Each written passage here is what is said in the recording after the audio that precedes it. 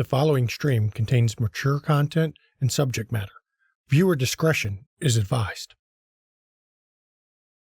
Chicago. Ask someone to picture the city, and they will have trouble coming up with a concise description. When people think of New York City, they think of skyscrapers, subways, and muggers. When they think of Los Angeles, they think of sun, smog, and traffic. When they think of Detroit, they think of cars, factories, and decay. But for those of us that know, there's only one thing we think of when someone mentions Chicago: vampires. And tonight, we tell their story.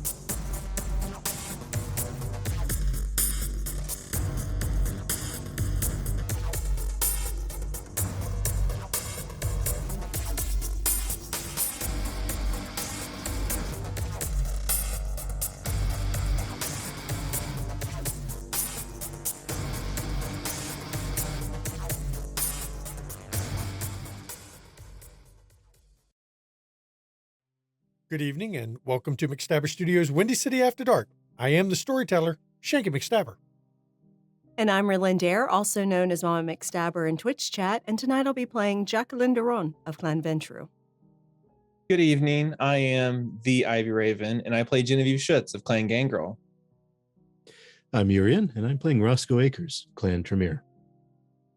I'm Brad, Timber Brad 411 in chat, and I will be playing Nicholas Bowens of Clan Hekata. I'm Gavin, and I play Lamar of Clan La Sombra. I'd like to first off welcome everybody to the season finale of Windy City After Dark.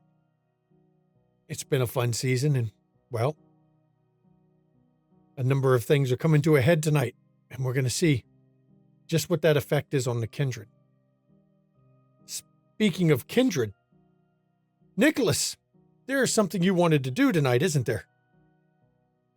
Yes, I want to see, with all of the increase in spirit activity, I wanted to take a stop by and check on Sylvester's. Okay, and when you get over there, the maitre d', of course, as soon as you come in, since you're now the owner. Yes, sir. I assume you're heading down to the speakeasy? Indeed. Yes, sir. Is there anything you need from me? No, sir. Just letting you know, I mean, it's been a busy week, so looks like we're going to get a good take this week. And I will leave you to what you seem to be doing best. And as you head down and you open up the hidden door that leads to the speakeasy section, when you step inside, Sylvester is there. You can see him in the corner. He's also talking with a woman, you'd put her 18, 19 years old looking. She's wearing Ghostbusters t-shirt, blue jeans. Form it's tattered in a couple places, though. It's obviously that the spirit has suffered wounds of some kind. But when you come in, the two of them, Sylvester looks over at you. She looks over, He speaks a few more words to her, and then she turns and walks through the wall, leaving the place. Now, she does not walk through the wall the way you came in or through the exit of the building. She walks through a different wall, one that, as far as you know, is solid behind it. Does she appear to be? I mean, she appears to be a spirit. Like it's Oh, not. yes. Her Okay. corpus is tattered, damaged. She's been through some trauma. My apologies for interrupting. So you finally come back. I Given was thought, giving you time. given thought what I told you? Well, I'm still interested in finding a middle ground between us, if it's possible. I don't know. You ready to do something for me? Depends if it's within my ability to do so. There's a But- ring I want. Very particular ring. Platinum band encrusted with rubies. Last I saw it, it's in the possession of that one you called Damien. I want it. Am I correct in assuming it is linked to your issues with Damien? Indirectly. It's linked to a friend of mine.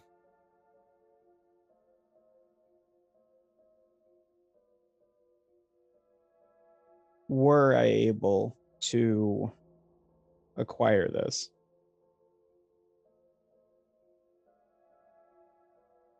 My understanding is it's difficult for those on your side to take advantage of the physical objects as much as they'd like. Well, some of us can't. Some of us can. Don't worry about what I plan to do with it. I just want you to bring it here. And in return, I'll answer whatever questions you happen to have. Simple While deal. we're speaking of questions, how are you faring with business picking up? What do you mean by business picking up? You mean upstairs? I mean, outside. And in a blur of movement, he's suddenly right in your face.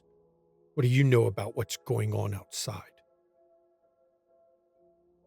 I know whatever's happening, whatever's causing it, affects not only yours, but ours. You have something to do with it? This one is not mine. Wait a minute. So you're saying you had something to do with the other one? I'm not saying I had anything to do with either. I'm saying I don't have anything to do with this.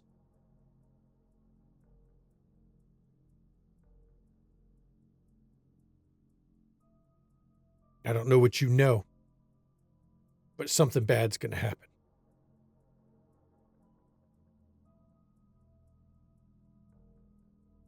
Anacreon of Fate has looked at the threads, seen it. I know that's just words coming from me to you, but you can trust what they say. I didn't need you to tell me that things are going to be bad. I know enough that I just wanted to make sure if this is a partnership that will flourish. Get me the ring. It'll flourish. Be careful. Whatever's coming is, I agree, going to be very bad for everybody. That's what the Citadel's for. It's okay. We'll go hide in there. Well, you have a good day, Sylvester, and I'll let you know if I can fulfill your wish. But I hope so. Because I'll put it this way. You know how I said I have friends that can reach across onto your side to do things? Well, you're carrying something around your neck. I'm pretty sure you want to keep safe.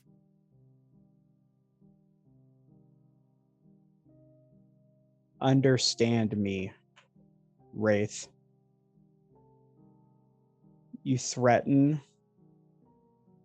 my family, and this will become a much bigger problem for both of us. And you see his face twist a bit. Doesn't quite change, but his expression is different. Don't worry, we'd love that. Yeah, what he said. Interesting. I don't get much experience with the darker halves that often. You don't want experience with mine. He is violent.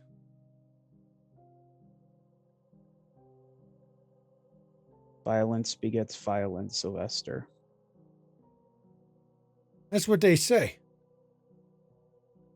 But you know, turning the other cheek just gets you smacked again. So. And it seems then that we'll be speaking again.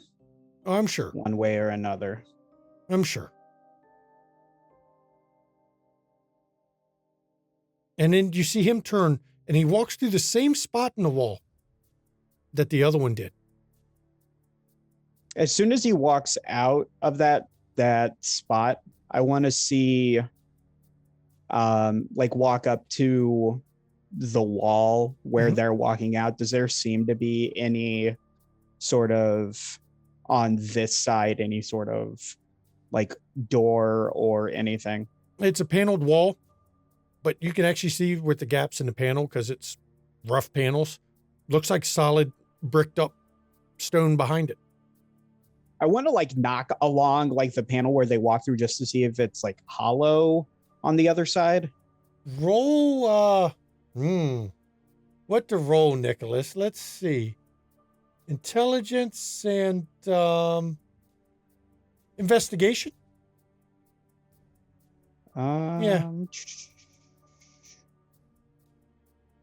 So I guess here's my question. Because I have concealed objects for awareness. Okay, because you have that specialty, sure, I'll let you roll intelligence and awareness with your specialty. I do the +1. This is one of those cases Then- where if the player argues a different skill and they have a reason, I generally will let them use a different skill. As long as it makes sense. Wow. 7 dice, 8 with a crit. It's not a fake door, but there's definitely a hollow spot behind the brick somewhere. It's not solid behind there. Is it behind one brick or behind Behind a whole section of it. Your guess is Like that something human-sized? Oh yeah. Your guess is they walled off a door or an access way completely. But it's still back there. Interesting. Could even I'll lead to the save- basement of a nearby building, as far as you could tell. It's hard to judge. Save that for another time. Interesting. Then yeah, I'll make my way out. And so Nicholas heads out with a mission. Needs to get a platinum band encrusted with rubies that was last in the possession of Damien, if he still has it. Now we actually have to flash over to Jackie, who's en route to go see the Anarchs down in the pit again. Now, Jackie, as you're I thought riding... she was heading out of town. Excuse me? Thought we were heading out of town? Yeah, the pit is out of town. Oh, okay. It's on the far south side. It's in the Anarch domain area, which is out of the city. Okay. As you're riding out that way, your phone actually rings, your sat phone. Lamar is calling you. She picks up. Hey, Lamar, what's up? Hey, know you've got a lot going on tonight, but something hit me and I needed to run it past you. Okay, go. So get I've got some time before I get to where I'm going. Okay. So when I was talking with you know who not long ago, it blew by me in the heat of the moment. But when I was thinking about our conversation later, he mentioned to me that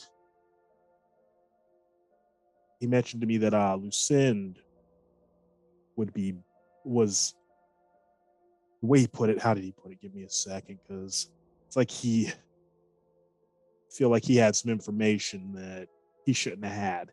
Basically, he said that Lucinda would be back in town in the near future, which means he already knew she was here. And how many people do you think knew about that before it was revealed she was looking for you know who? What spurred on that? What did you say to him? He asked, he's like, why shouldn't I just off you right here and now? And I told him if he did so, Tally would come and turn him inside out, short order.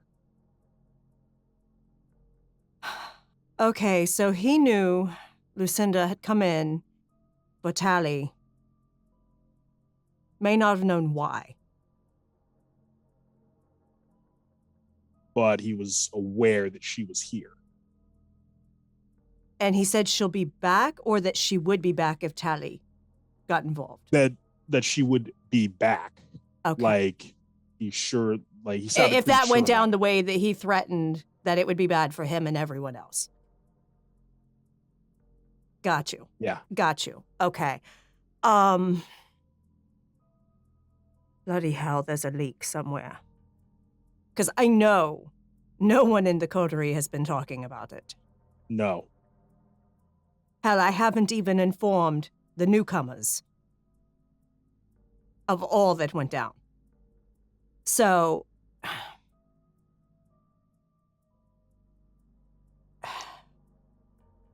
God damn it. I mean, who do you think could pull that? I mean, yeah, there's a leak, but who do you think's dumb enough to deal with him and leak top level information like that? It's someone that didn't know an Archon got killed. They just knew that Tally was in town and Lucinda was here after him. Probably didn't even know the original reason why Lucinda was here,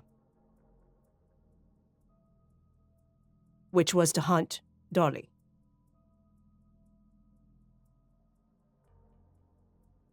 So it is someone who doesn't know everything.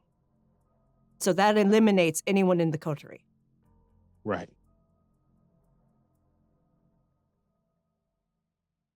There is a mole in Prince Jackson's court. I nearly guarantee it.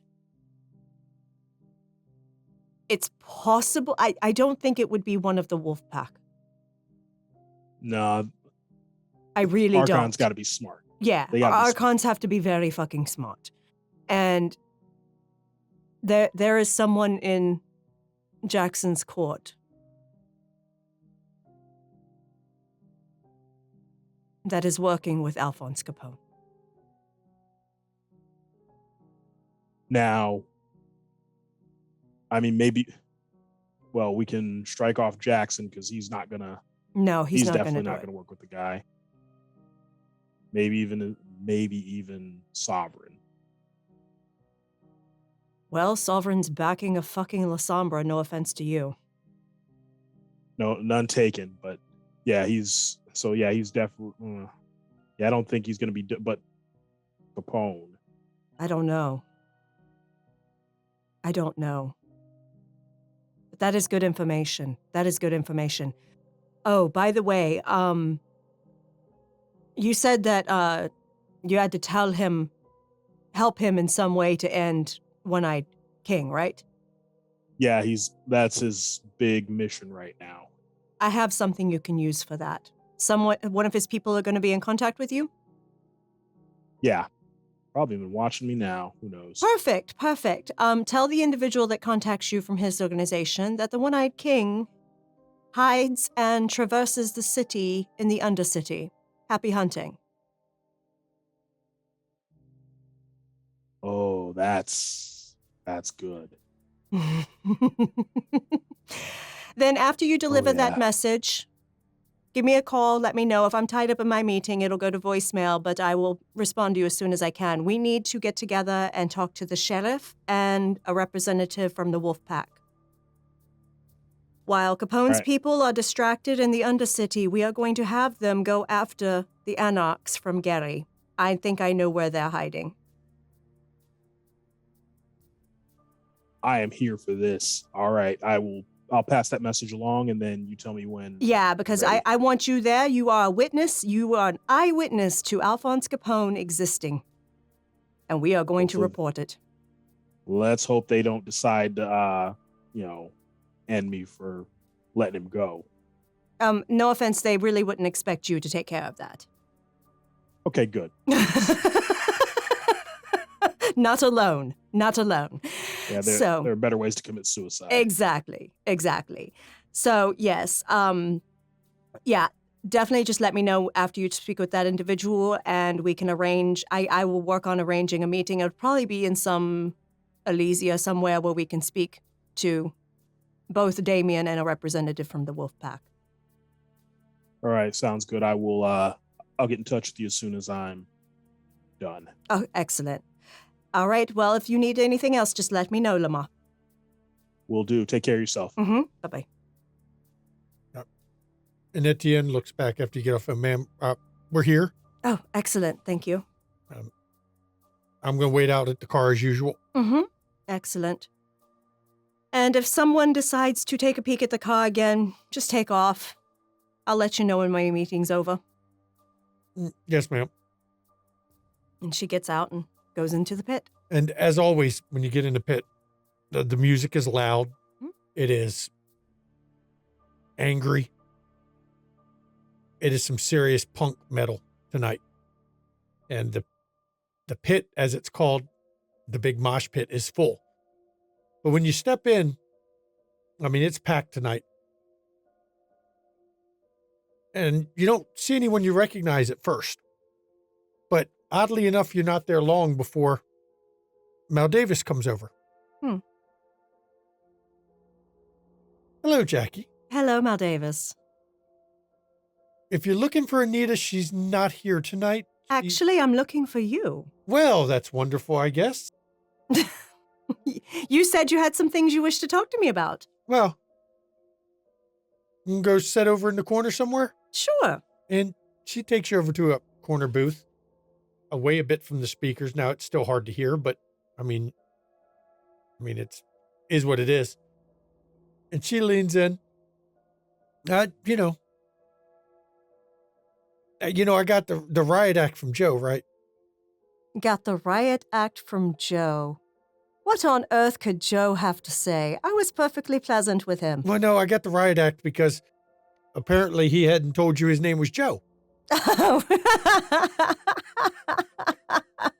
He said that he was going by Michael and, Uh-huh. yeah. It's so, whatever. I've gone by so many names in my time, it doesn't even make any difference. well, it's just, I get it, but he gave me the riot act over that. And so I'm wondering how, things are going with you all. It's going okay, staying busy. You heard from Genghis? No, I don't usually hear from Genghis. Well, okay, you heard from Destiny. It's been a little while, but I did hear from her not too long ago, and things were going well for her. Because, I mean, I haven't heard from Genghis or Destiny, so I'm just curious what he's up to. Have no idea. I want to do an insight check. I know Okay. she's pumping me for information. Okay. I want to see what her... Are you going to roll your insight? Wits insight with desires Sure, go ahead. for her immediate, what she wants. Yep, go ahead.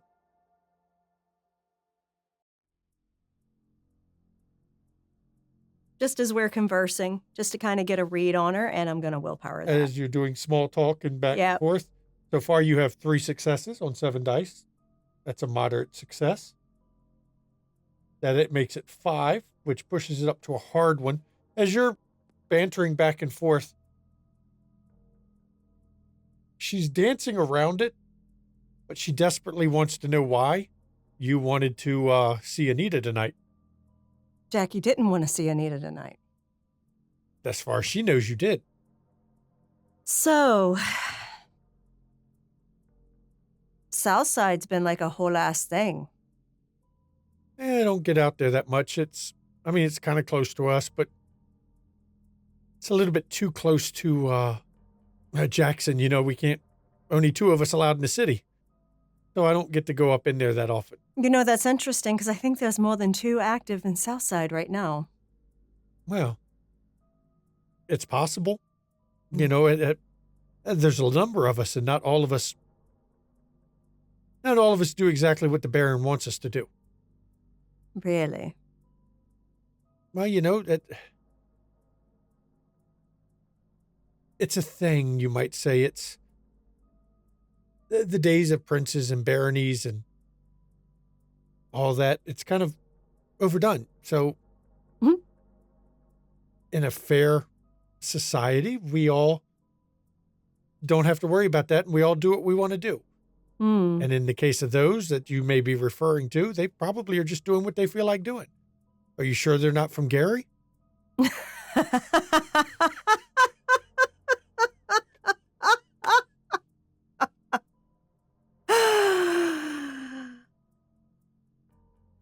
Oh, Mal Davis. You are good. I'll give you that. I have no idea what you're talking Of about. course you don't.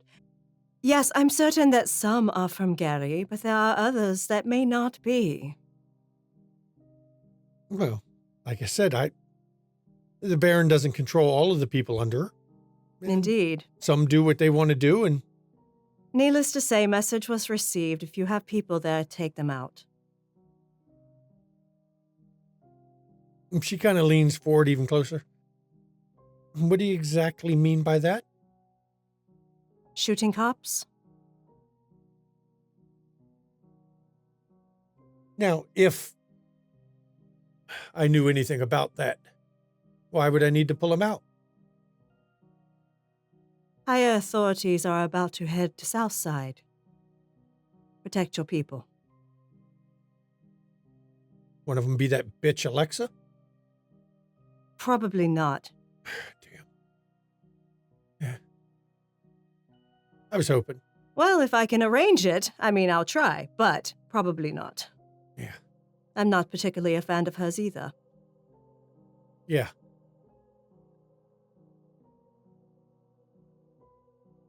She's, something. Mm-hmm.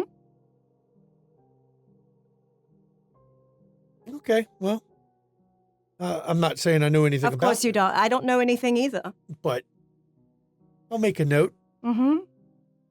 I'll let the Baron know to put the word out that if we have anybody who may be operating without the Baron's orders in the South Side to make themselves scarce. Mm-hmm. Mm-hmm. Don't worry. Eyes are going to be on Gary. Funny about that whole South Side thing. I follow the news. I keep an eye on things. It reminds me of something well before my time. What is that? The old Prohibition era wars. Mm-hmm. Sure you understand what I mean by that reference? Absolutely. Absolutely. I absolutely do, and I can't help but agree. It's funny, the one he's fighting with, though.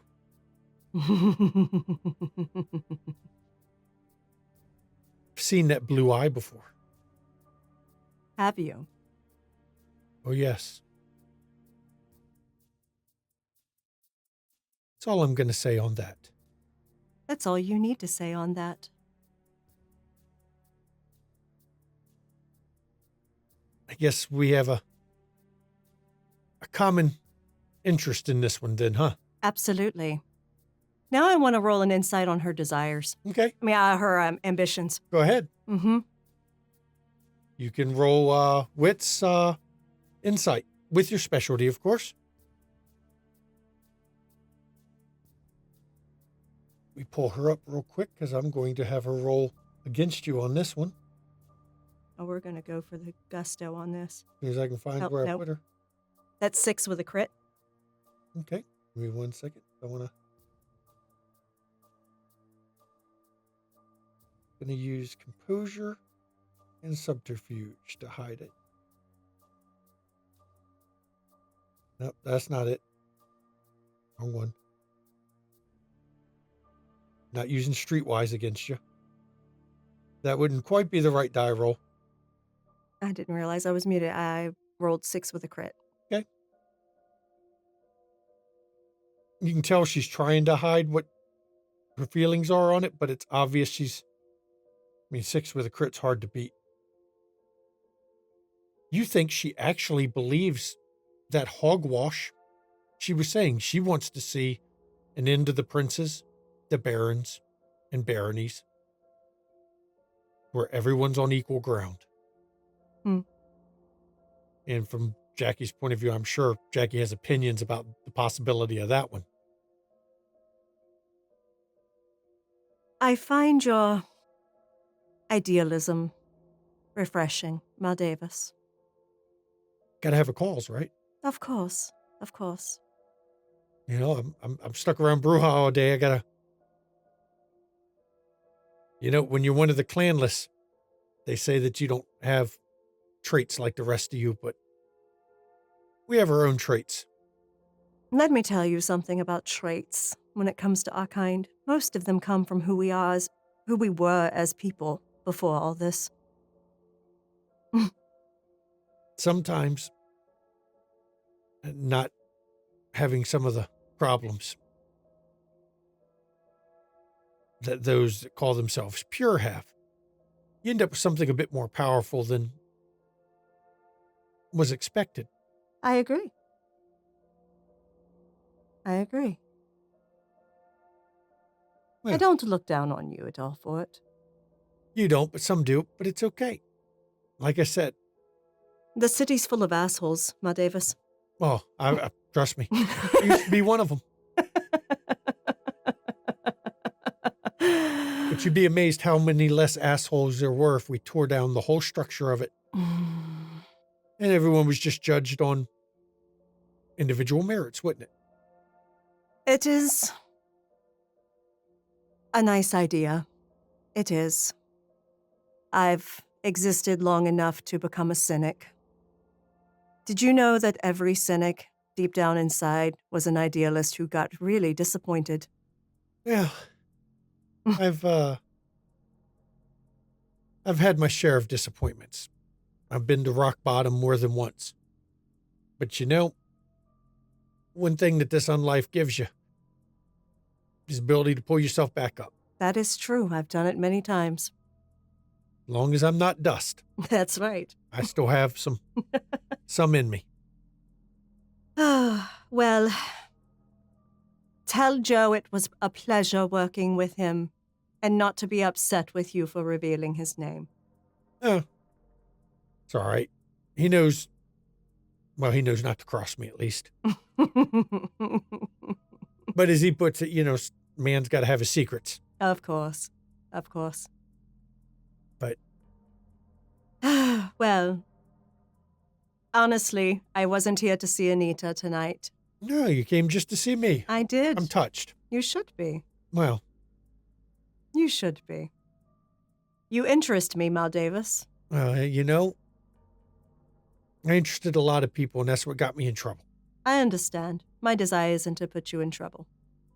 I just find you intriguing. You know, that's what the last group said. I'm sure they did. And then I got And run they out were of the liars. city. Oh, you got run out of the city. Yeah. Well, I mean, it was leave the city or get destroyed. I mean, it's really not many choices there. Goodness gracious, what did you do? I don't want to dig up too much old dirt, but let's just say me and Blue Eye. Well, I was planning to close those eyes.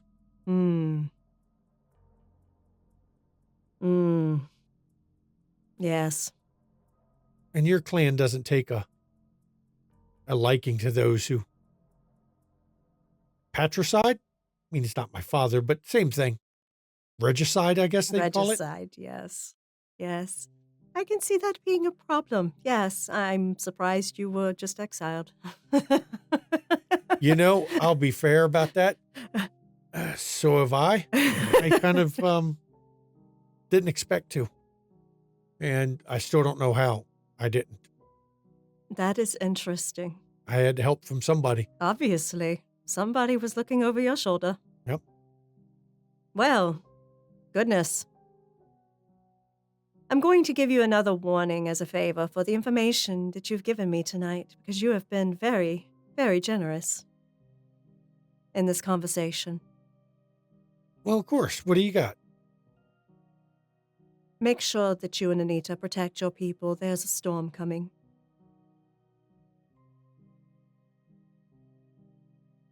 And I'm not talking proverbial. I'm talking a literal storm coming. I'm going to give you a warning as well, you know, since we're being all friendly and on the board here. Don't dig down the Gary rabbit hole. I'm not. You don't want to go down that route. Sometimes it's best not to know. I understand and I appreciate that. That is the second time I've gotten that warning. I am not. It will not be me looking into Gary at all.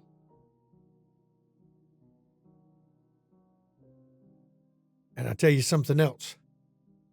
Evelyn's not running that fucking show. Really? Who is? Don't know, but it's not fucking her. And I know because I've got my people there. Huh.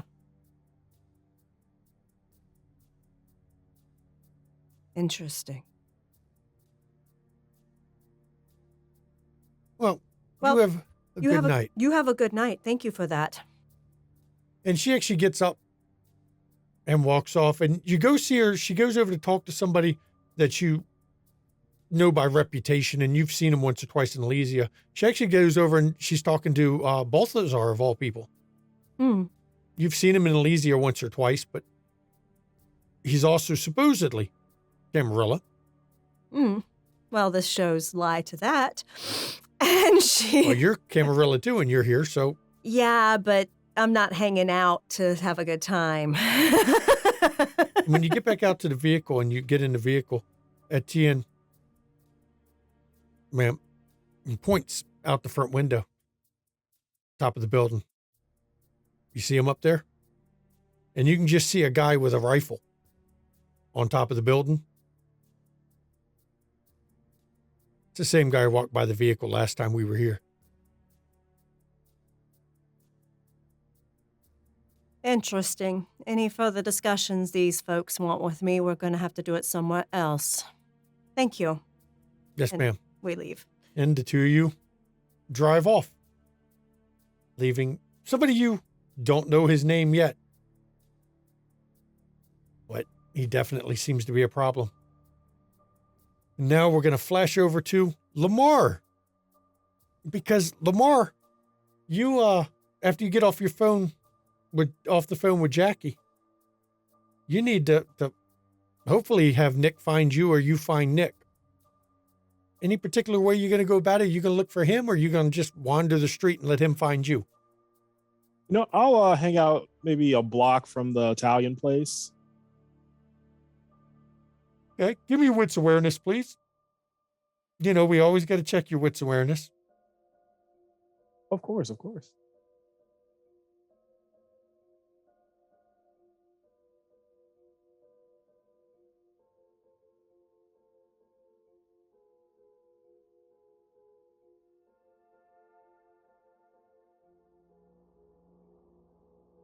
You got one success. You gonna willpower that one? One success on 5 dice. That's not. You know what? Yeah, I'm gonna willpower that. That's a pretty bad roll there.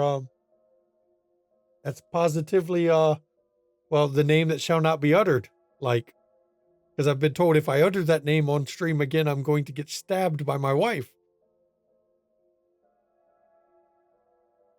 So, 3. Let me roll for my end.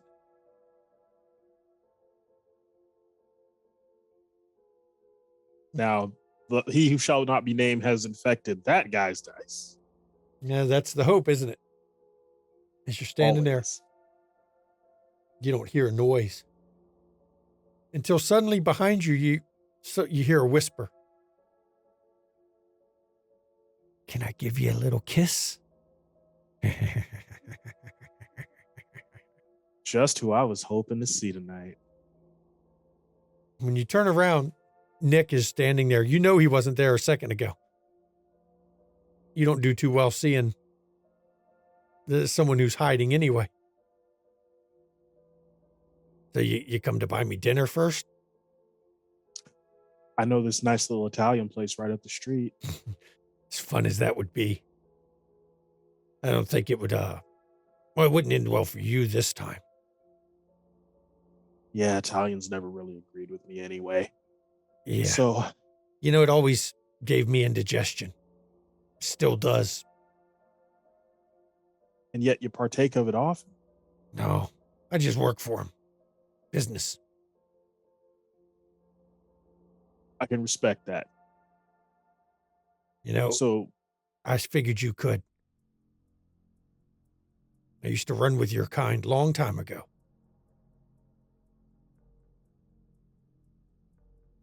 But as they say,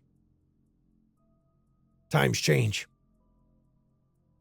And you don't want to be on the losing side when the times changed. So now I'm here. yeah, I know that one too pretty well. I know you just standing here. You had to be waiting for me. So what do you got? Some information for your boss. That's what he wants is information. Yeah. I was hoping you'd say dinner, but I'll go with information. Oh, hey. Dinner's next. Don't rush. We gotta let this play out. Gotta let it play out. So if I bring you flowers, will you take me to dinner? Say less, but you know what? You don't even have to bring flowers. Dinner will be on me. If you go hunting with me, it'll be on you, me, the wall, Allie. Well, I don't like to make a mess with my food, but you know, if you're a sloppy eater, I'll make sure to bring extra napkins. So what information you got? Our mutual enemy, One-Eyed King, I know where he's holing up. I see that would be valuable. Because I've been looking all over, as have a number of other people, and we can't seem to find him. You tried looking in the Undercity yet? I looked in the sewers, the Undercity. Yeah, he's using it to travel around, him and his port full of stooges.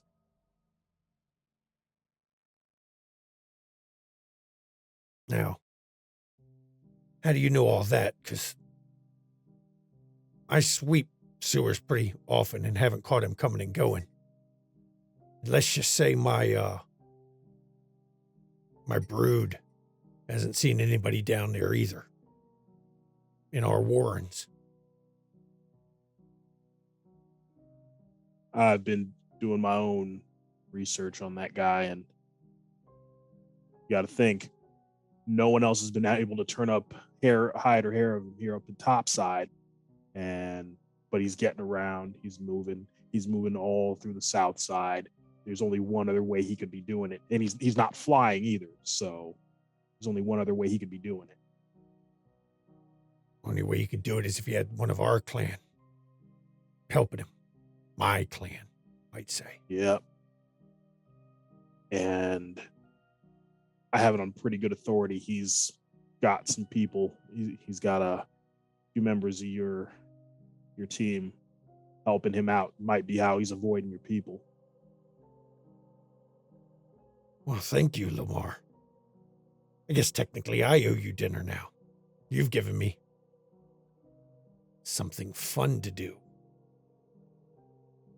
Well, play it smart, though. I mean, if your people haven't been able to find him and all you're looking, ain't going to be happy when you do. We didn't think his ass was dumb enough to stay down there. Most that aren't one of us will step foot in the Undercity. It's funny how many have to disappear before people just stop going. Yep. But I guess me and my brood will be looking. Well then, happy hunting, and I hope you get the son of a bitch's head as a trophy. I also want to know who's helping him. Because we're going to have some fun with that one. Yeah, because he's got to be connected. There's no way that, some other well-connected people don't know what's going on with him, and they're just letting it happen. They're not just letting it happen. So let's just say you need a guide down that far. There's places we don't even go. Stumble into the wrong one, and let's just say there's worse things down there than Nosferatu. And yeah, I definitely don't want to imagine what the fuck that could be. City's been here a long time. Well, thank you. You're welcome. And I'll hit you up another time for dinner. Sounds good. Maybe we can meet here and move on from there. See where the night takes us. And he flashes a smile with his... You've never seen him actually retract his teeth. His fangs are always out. Yeah. Don't worry. I'll find you. Of that, I have no doubt. Now, you have a good one. You too. And he turns, and as he starts to walk away, he just disappears from view right in front of you. I really got to learn how to do that shit. So Lamar now has passed the message. So, Lamar, where are you going after this? You going to go and... I don't know.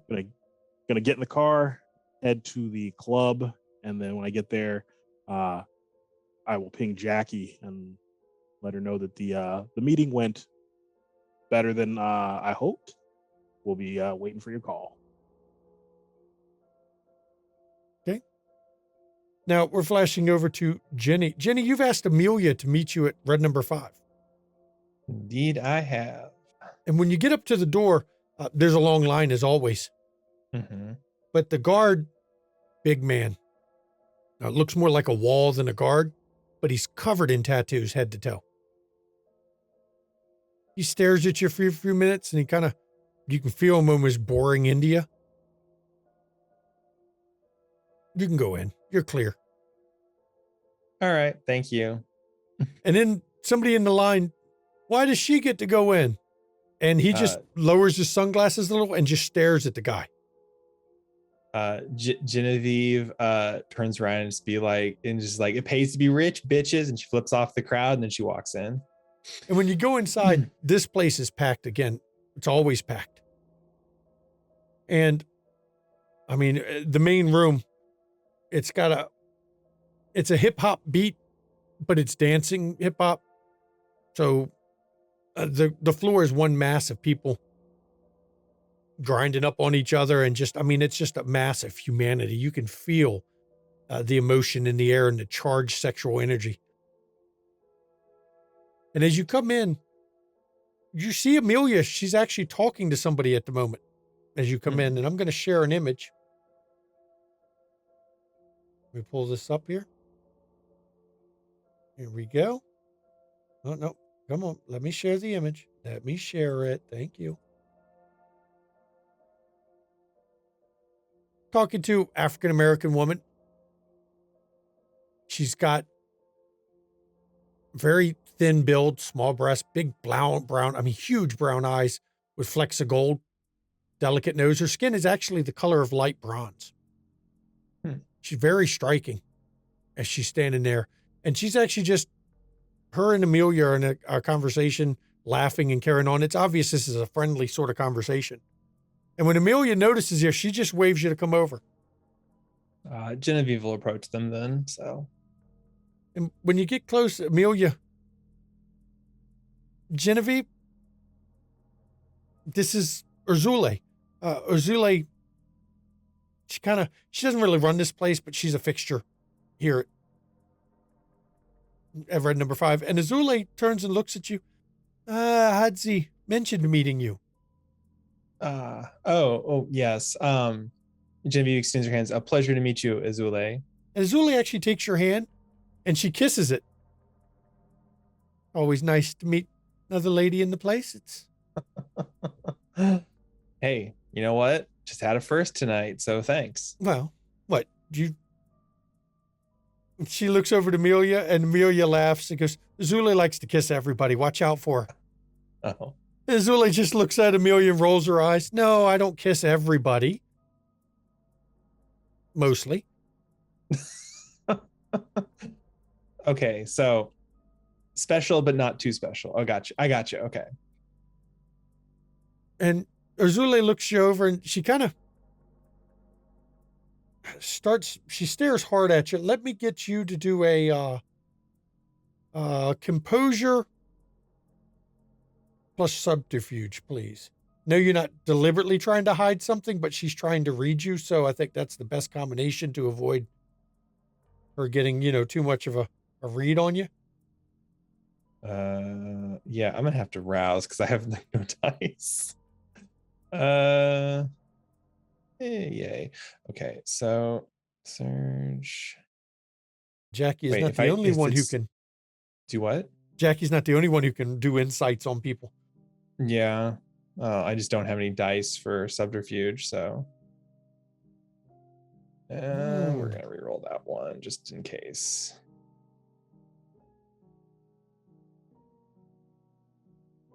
And as she stares at you,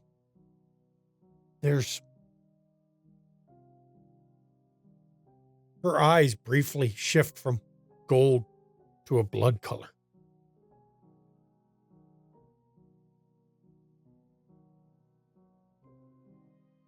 There's something about you. Can't put my finger on it. I'm sorry. I seem to have that effect on people. If I wave my arms around in here, I'd clear the club out. So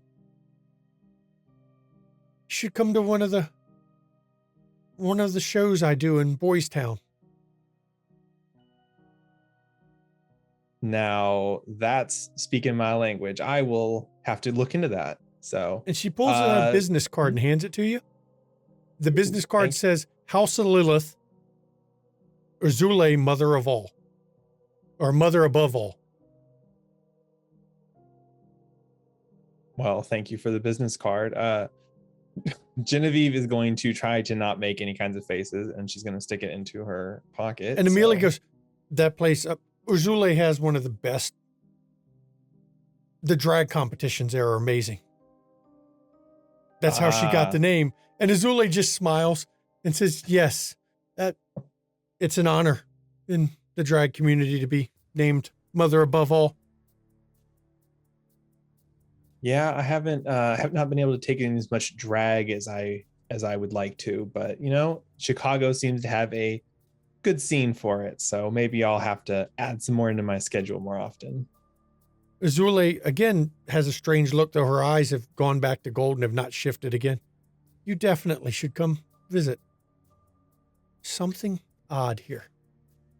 Well, Amelia, I have to go. I have to go and check on Adzi. It's nice meeting you, Jenny. Nice meeting you as well. I assume I can call you Jenny because I heard Amelia call you that, so. Yeah, that's fine. Genevieve comes off as being very pretentious, I've found at times, but it works really well for formal business settings. So It's funny how we have to have these masks where we hide behind things like that when we should just be what we are. I mean, some of us, we have to temper what we are to some degree. So That's what they say. Of course, they've always been saying that, haven't they? And she laughs and walks off, and Amelia just shakes her head. Watch it. She's a flirt. Next thing you know, you'll be at the drag, watching the drag with her, and then she'll have Azul or Adzi with you, and man, they can party. yeah, I'm sure they can. I'm not too worried about a drag queen and king though. So they'll. That's not the only parties they do, apparently. Oh, I'm not. well. I don't want to. That's one area I haven't covered yet. Let's just put it that way. Okay, so you don't have all the scoop on everything. Okay, Not on everything. gotcha. Not on everything, but yeah. I just happen to know her and Adzi, let's just say that they have some exclusive parties in the Undercity from time to time. I was always told the Undercity is dangerous to go into, so I guess It is, but Adzi is a Nosferatu. Oh yes, right. I forgot the caveat that I was told also of if you have Nosferatu who can lead you through, you should be good. So And can you believe those two? I mean, I love seeing it, but those two are in love. I know it must upset Annabelle every chance she gets to think on the fact that one of the roses.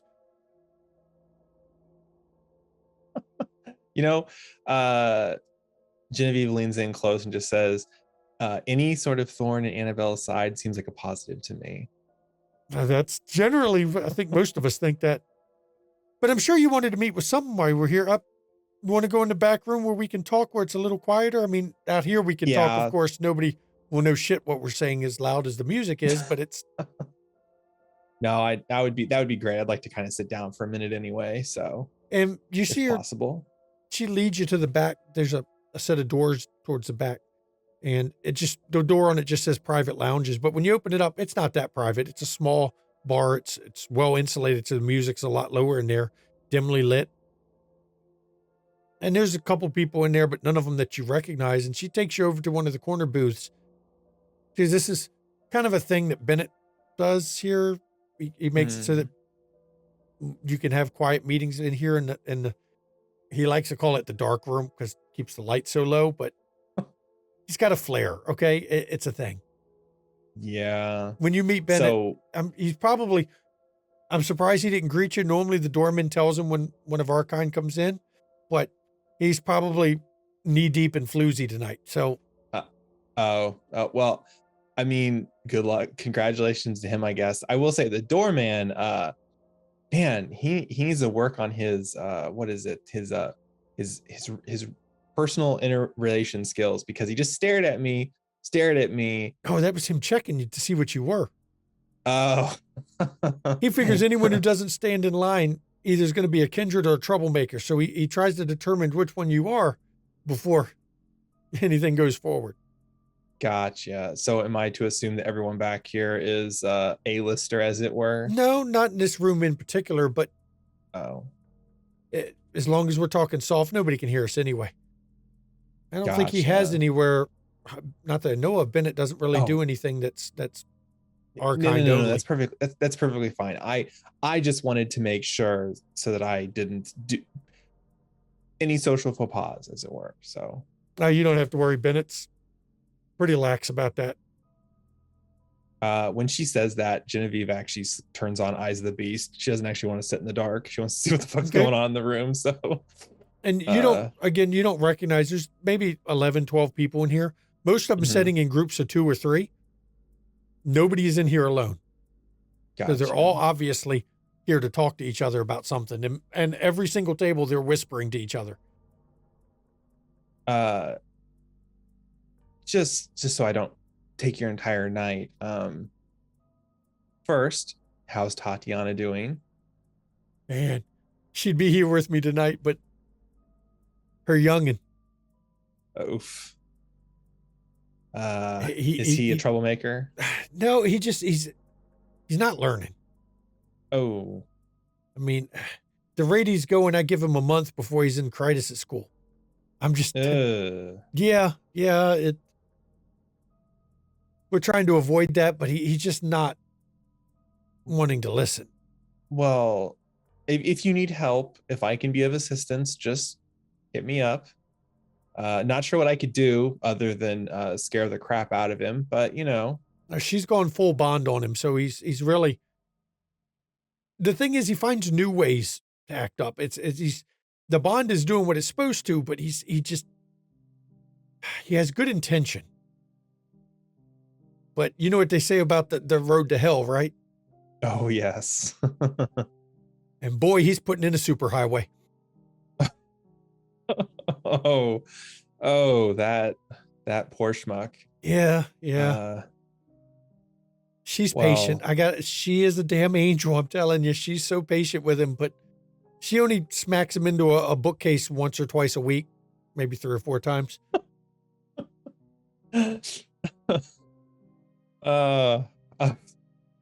Well, I'm glad she's doing well. I'm sorry to hear about the youngin. I warned her. It's a real shame. I warned her. Yeah. No, when we found him in that hole, I was kind of like, this seems like a bad idea, but it wasn't my call to make. Yeah. So she keeps pointing out, well, was I any better? And I keep trying to explain to her, yes. Tatiana survived the communist regime and all those years. She knows, hell, you could call the modern day tower a lot like the KGB. They're always in your business, always trying to find secrets and always trying to catch you doing something wrong. Tatiana survived that. So she was a lot easier than Conspiracy Boy.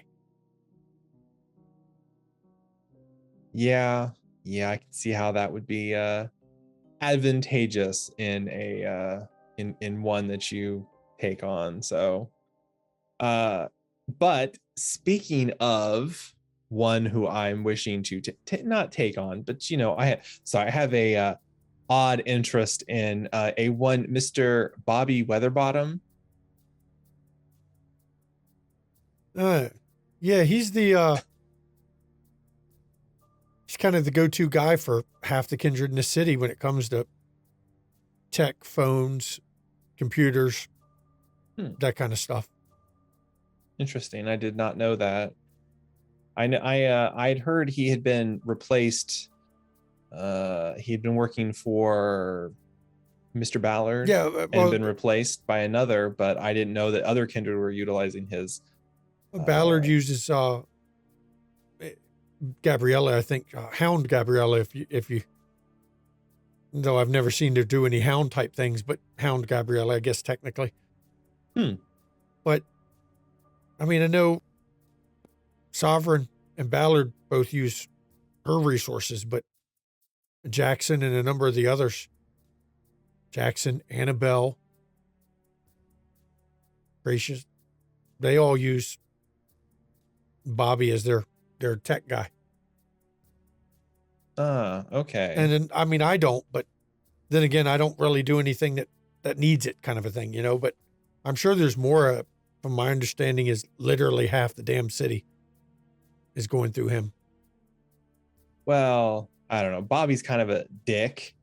Our first time interacting, he gave me this look that it could only be described as someone having a puckered asshole for a face. I don't know. It was definitely a look. He was not too impressed with me. Well, So, he's always had issues with boundaries. He's not the most social of people. He's not very good at the social thing, to be fair. Oh, I thought he was just a misogynistic prick. No, but he's married. Doesn't seem to interact with people. If he's not up to Prince's ass, most of the time he's at his house. You know, he was out like doing repairs on the house and shit. I've even heard people seeing him out at night taking care of the yard. I mean, that seems like that would be a red flag to the neighbors, but you know, he can do him, I guess. Imagine having eternity and deciding to do it to be, you know, hairy homeowner. It just seems odd to me. It just. Yeah, see, I was kind of curious because I was wondering where he typically hangs out, like if there's any Elysia events he always goes to and things like that. Because the last time I ran into him was at the Primogen announcement Elysia. Most of the time, again, he didn't really like interacting with me there either. So you see him at Elysia, you see him up Jackson's ass, almost like a little puppy half the time, following him around. But the only place I've heard him other than that is his house, which strikes me as weird. It doesn't make sense. But I mean, that's what he's decided to do with it. Who am I to complain about what he's decided to spend his own life doing? So this person he's married or actually married? Are they actually married? Like, I mean, as far as I know, I met her quite a number of years ago. She's like 4 times his age, almost 3 times his age. So she's like us then. She's not. No, I say that many times, she looked to be 70s. No, but I mean, so she's just regular. She's regular. Bobby. She's human. What the? Bobby. God, this guy is more interesting by the moment, and I don't know why. But wait, I haven't seen her. She hasn't been to any. I mean, he'd bring her to events for a while there, but I haven't seen her for a few years now. I mean, I've asked about her because, you know, you got to do the polite necessities, and he just comments that, you know, at her age, it's just she's not up to the nightlife like the rest of us are. Huh. Yeah. I don't know. That seems kind of weird. Just I shouldn't judge. I'm not judging. I'm just saying it seems a little weird. But Bobby is unfortunately, you know, he's he has no boundaries and no social skills. I guess it's not weird when you think of that. Yeah. No, I was just curious because I was hoping to run into him more often if I could, since, you know, we have this budding little thing going on here. But if he's already taken, I don't want to. Well, just go to any Elysia that Jackson calls. Okay, but he didn't go to other ones. He's just. I mean, I think the only time he goes is when he has business there. So he goes sometimes when someone else has business. But I know, funniest thing, during one of them, he set up what he called a help desk workshop. It's the oddest damn thing. He was at an Elysia, and he had him a little desk set up with his laptop, and he was doing tech support for whatever kindred happened to need help that night. I was told by some of the younger kindred that that's a thing sometimes. That you know, you got me. That's why I pay people so I don't have to rely on some other individual that I don't know enough about for this sort of thing. Oh, I get you. So he is an odd one. He definitely is. He's odd. Do you have a name for this this wife? I'm not saying I want to stalk him, but I might swing past his house some night. So Her name is Amanda. Amanda. Yeah, she goes by she goes by the name that he uses a lot of times. So it's Amanda Cersei. Amanda Cersei, huh? Yep. Interesting. From what I understand about her, back before she retired, she was big in the financial industry. She was a kind of a powerhouse investment broker. That's where they met, apparently. That's weird. I mean, not weird. It's Bobby's always been Mr. The computer guy. Every time I've interacted with him, everyone always, it's Bobby, the computer guy, not Bobby, the financial guy. So it's kind of, well, that's rumor has it that's how he was found. He did IT for some of the banking groups around here. Met her through work. Met Annabelle, and rumor has it Annabelle had planned to embrace him, but Loden kind of beat her to it. That caused some bad blood for a while there, but they've apparently patched it up because I've seen him and Annabelle talking, and they seem to be on friendly terms now. That's good to know. I mean, that's good for them, I suppose. So, yeah. Huh. Sorry, is there anything I could do for you? No, I know you wanted to. I can tell you wanted to get some information on it. And I don't mind sharing that kind of stuff. It's, you know, you made Tatiana happy helping her out with that thing, so you know I don't mind sharing a bit. Well, look, if you, Tatiana, maybe not the young one, if any of you ever want to, hit up Phoenix, just let him know. You know me. I'll let him know your name ahead of time. Whatever, it's comp. You can have whatever you want. If I find some juicy gossip, I will hit you up. Sorry, not to take your job or anything. We're not going to take him out right now. We took him out one night, and Tatiana just told him, okay, don't talk. No speaking. Damn it if he didn't pull out a notebook and just start writing notes all night. I told you, he finds new ways to he takes the bond literal. Well, it's the damnedest thing, and it's somewhat amusing for me, not for her.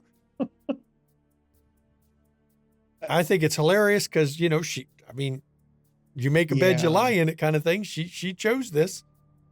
Started calling her Mama Tat. She really hates that. Don't. I wouldn't advise you doing it. No. I would never. No. I would not do that. I'm just seems like such a poor decision on her. She paid so much, such a high price as it were, to get this guy, and he is just I don't know. That's life though. It is, isn't it? It's something. Well, you're here, so why don't we just go and dance and have some fun tonight? Yeah. Sure. Sounds like a plan to me. And the two of you head out to go dance at Red Number 5. Now we have one more scene we're going to cover before break, everybody. Because, when the Coterie all splits up and starts doing their separate things, each half gets a little long, it seems. Because Roscoe actually has a meeting. Tracy's agreed to stop by your shop, Roscoe. Tracy Graves. Okay. She hadn't been to your shop yet. No, she hasn't. So it's after your shop's closed. Now, I will tell you, no sign of Tammy or Allison or Samantha tonight. Okay. It's a pretty uneventful night. But Tracy, you see her knock on your door. She go out respects and- the closed sign. So I go out and open the door and let her in. Hey, Tracy. Roscoe. I haven't been here, so I'm glad you invited me to see it. Nice It's good to place. see you. She goes and she starts walking in. I want to see what books you have real quick. I'm just curious. Sure, let's have a walk. She walks around looking and she comments on some of your books about, some of them that are utter garbage, but they sell, Right.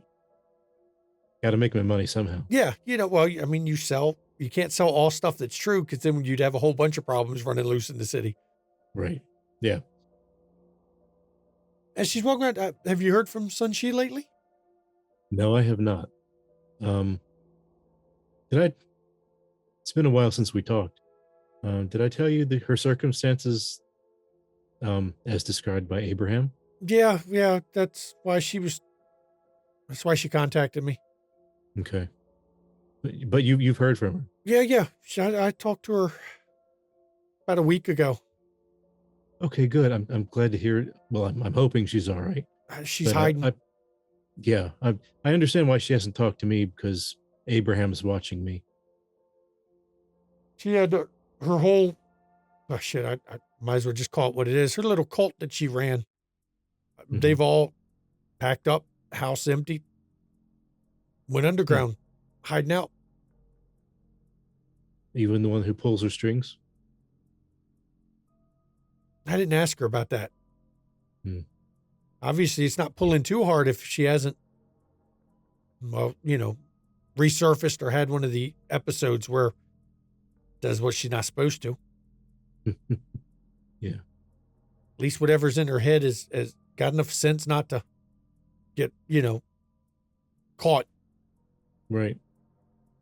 I mean, I did have a chance to talk with her, who or whatever it is, a cultivar of some sort. I've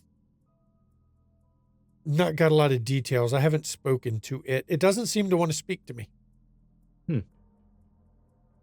I don't think it wants to push its luck, to be honest, because I've been quite curious what it is. Well, it makes two of us. Let's just say I've got some things on my person I was dying to test out if it made an appearance. Okay. Now you got me curious. What kind of things? Because since I've been exposed directly to it and it was not entirely pleasant. I can tell you they're not stuff that you'll find over with Abraham. That's for damn sure. Yeah. Things to check for demonic possession, things to check for someone. I know you've heard some of our kind can hide behind the eyes of another person and ride their sensations for a bit. Right. Ways to check if that's going. Okay. I mean, some stuff a friend of mine put together. Okay. I mean, Abraham obviously doesn't need it because he's already made up his mind. Yeah, I know. He's a right bastard. He's always been stubborn. Nope. He was stubborn before he left, and he came back from the war even more stubborn.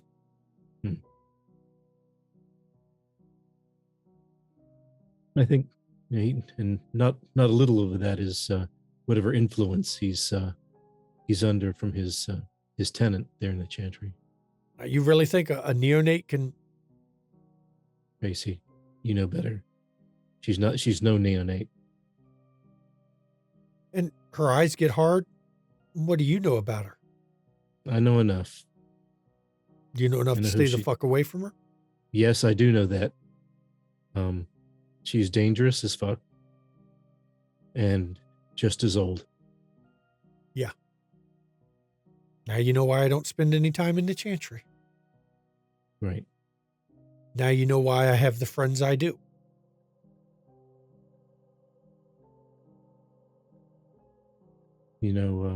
Speaking of friends, I seem to have some new ones lately that I never would have thought they'd make friends with our kind. What do you mean by that? You'd be amazed who will make friends if you, I don't know, if you're the right person. Well, one of them seems to have had a lapse of judgment, taken a liking to me. Oh, which, come on. You say that, Roscoe, but there's nothing wrong with you. Well, I mean, aside from staying loyal to the pyramid, but we can't all follow our own way, I guess. Some of us need the structure. Yeah. But these, well, so I guess I've been lucky so far. It's only been party tricks they've been playing on me so far. But party tricks. What have you gotten yourself into, Roscoe? Well, my would-be paramour, it turns out she's a mage. What's her name? Samantha. And she has a little clique of friends, Allison and Tammy. Allison's not a problem. Allison is a sleeper. Tammy, on the other hand. So you've attracted Sammy's attention. Mm-hmm. Good luck. Well, she is obsessive at times. I've noticed. Yes. And fickle. We were supposed to have had a date. I had business come up. And I had no way of contacting her, so couldn't tell her. And that earned me a good slap. And I haven't heard from her since. She only slapped you. Yeah, I feel lucky about that. She's a bit of a firecracker. Very young. Really? I mean, she's trained, but not exceptionally so. I mean, Tammy just interfered with my entertainment here at the bookshop a little while ago. It's just made the amp blow out. Tammy's a novice. She's still learning. But Samantha, though, because I felt the need to keep tabs on her, I tracked her one night. And when I'm pretty sure I came close to catching up to her, and the trail just wound in on itself and disappeared. Like she just blinked out. You know they can tell when we do that, right? Mm-hmm. Well, I do now.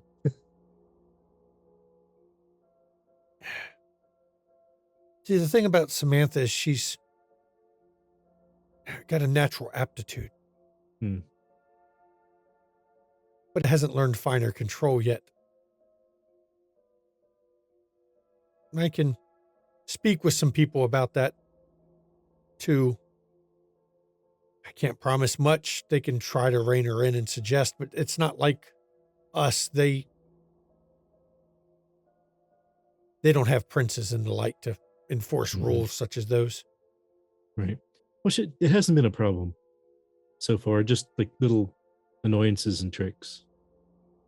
I mean, it could always go worse. I suggest you make it up to her. I've been trying, but her friends seem to be running interference. So of course, I don't think that has anything to do with them being awakened. I think that has to do with them being women. I wasn't going to say anything. Well, I mean, I don't think it really matters. I'm sure you've had even guy friends that did the same thing. Mm-hmm. Oh, yeah. Piss off somebody and you stick up for each other. No. Samantha's been hurt before, so her friends are especially protective. Yeah, that's true. I've noticed that. Allison is the most worrisome of them to me. She seems to think quite a bit of herself. Let herself in the shop once, the lockpick. I don't know much about her other than I know she's one of the sleepers. She's not special in any way other than... Seems to be under the protection of some guy named Balthazar. Wait, Balthazar? Yeah, he came into the shop after I went looking for her, and told me to stay the fuck away. You just love poking fucking Jesus, Balthazar. Apparently, Do you know who he is? Not really. I mean, I know who he used to be, but I don't really know that much about him. He is one grade A certified psychopath. He is, well, he is a racist, misogynistic, aggressive, immoral psychopath. That pretty well describes him, yeah. He barely has a hold on anything anymore. Yeah. No, I mean, He's we seem dangerous. to. Yeah, I got that. I agreed not to look into Allison anymore, so I think at least that for the moment's not an issue. Well, as long as he doesn't feel you're poaching, he doesn't get his territorial. Yeah, he did seem very territorial. Oh yeah, he's I mean, I'd call him old school. He's pretty old, but it's just, he's damaged. He's not quite right. And you know, some of the shit that he did under Loden's rule didn't help any, made him worse. Right. Yeah. And when Loden fell, he didn't exactly like his new station, as in not having any. Right. You know, once you take away if you're a narcissistic, power-hungry monster, and someone takes the power away, yeah, all you're But he left got with that. is narcissistic monster, which is a problem. Yeah, I plan to pretty much stay clear of him as much as possible. That's smart. Yeah, leave Allison alone. That if she's with him, I don't have a damn clue what he's using her for, but can't be good, and it can't be safe to interfere. So, yeah. I'm sure we're continuing to walk around the shop. Yep. She say anything? She looks at your tablet. Don't touch that. Oh, I'm not going to. Do you know it? I don't know everything about it. That's from Enoch. Really? The Enoch. Okay. I know that it has a serious kick if you make the mistake of touching it. Yeah. It's from the first city. I had no idea. And obviously, because you're displaying it in the front of your shop. Do you know how many people in this city would kill you just to look at it? What is it? I mean, what's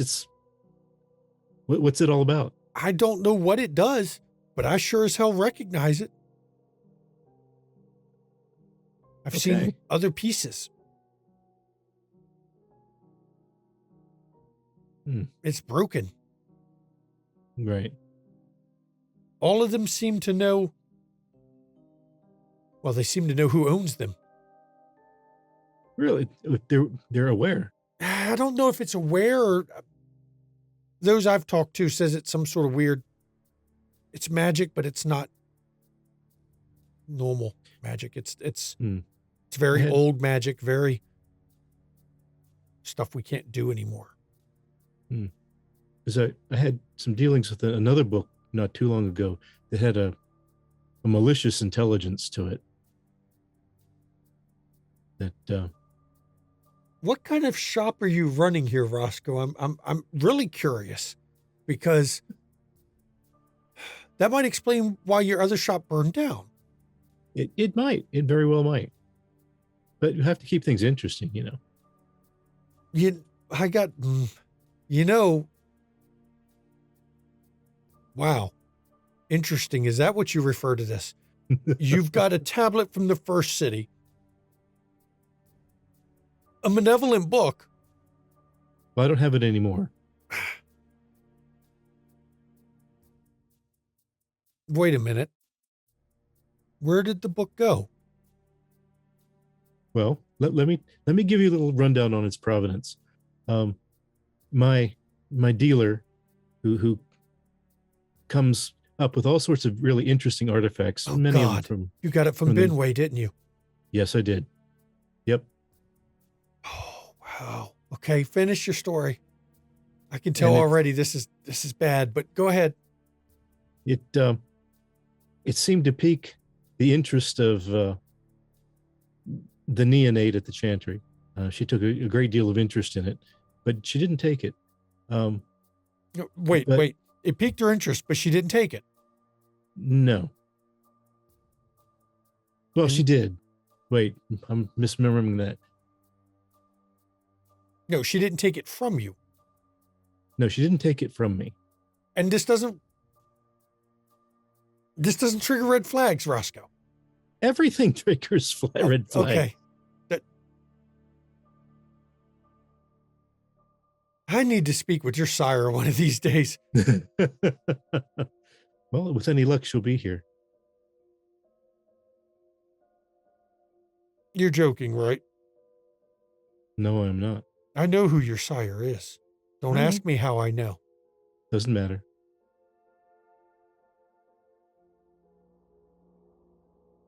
So Trevor's gone. Mhm. Foolhardy plan he had, but he wouldn't listen.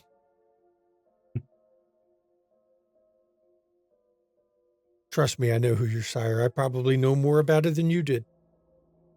Or do, I guess I could say. Well, that'd be for an interesting conversation sometime when you have more time.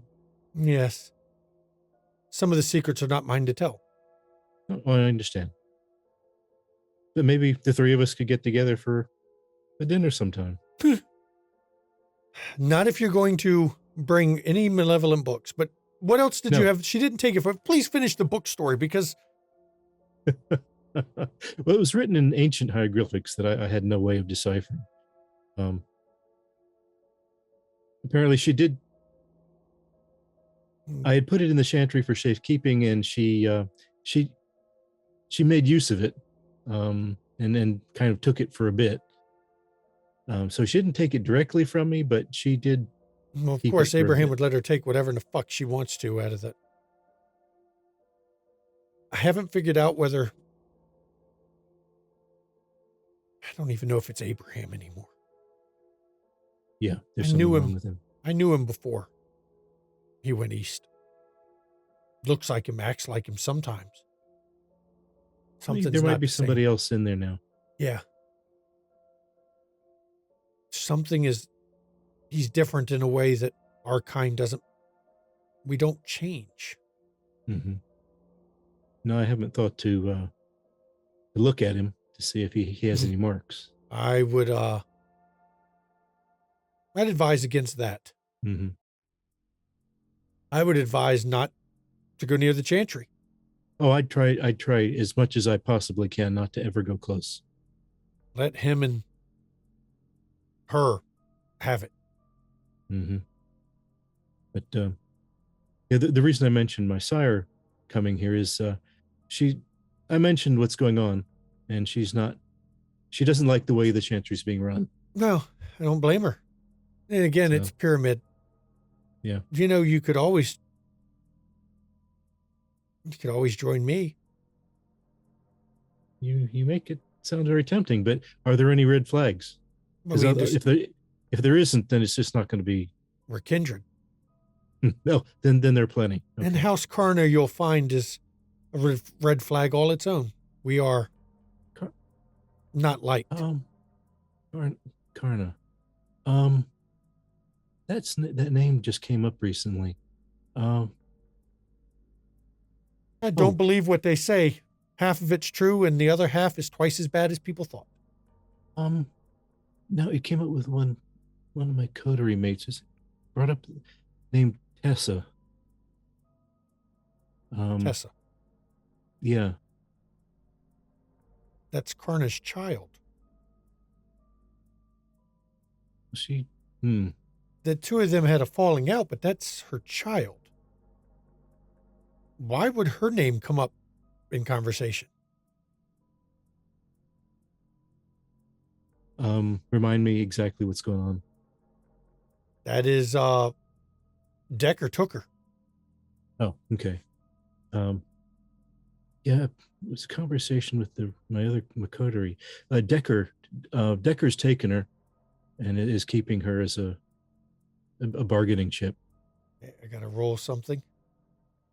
Gotta roll this die, and I gotta roll this die. Wow, a lot of successes. When you say that,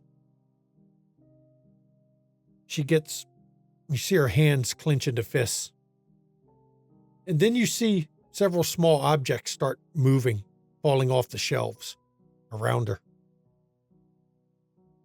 That son of a bitch.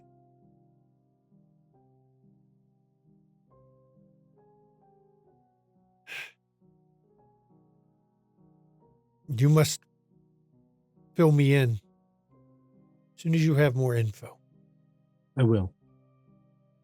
We really haven't had a chance to talk about it a whole lot, but I just remember the name coming up. I think I'm going to have to look for her. Thank you for that information. It's actually quite handy. I don't have much to do with Tessa, but I owe a debt to Karna. Whether they had a falling out or not, that prick can't do that. We can't allow that to stand. The only thing that keeps us safe is fear. Not much different than what Abraham does at the Chantry when you think about it. You want to talk red flags, there's your red flag. We all survive through fear. Jackson rules through fear. There's your red flag for all of us, isn't it? Yeah, it is. Well, I'm glad you invited me over. That's... Oh, let me finish my story about the book. We didn't get to the... Well, now we I'm... didn't finish. Unfortunately. You late? No, I have to go look into this. This is more important than your book story. Please tell me next time I see you. Okay, we'll continue then. But thanks for coming by. Yes, thank you for letting me know. I have to arrange some things. This will not stand. You have a good night, Roscoe. You too, Tracy.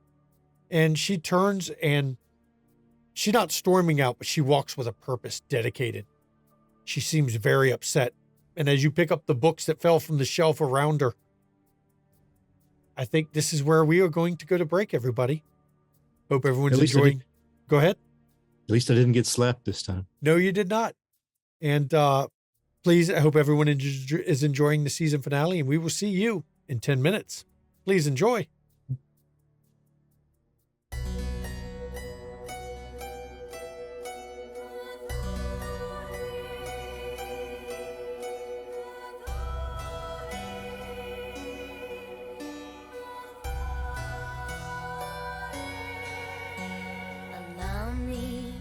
Introduce myself, though I fear you've heard my name, and that you've heard the story of Countess Bathory. History is told by the victors, heroic warriors, and mad kings. Will you hear my story from the lips of Bathory?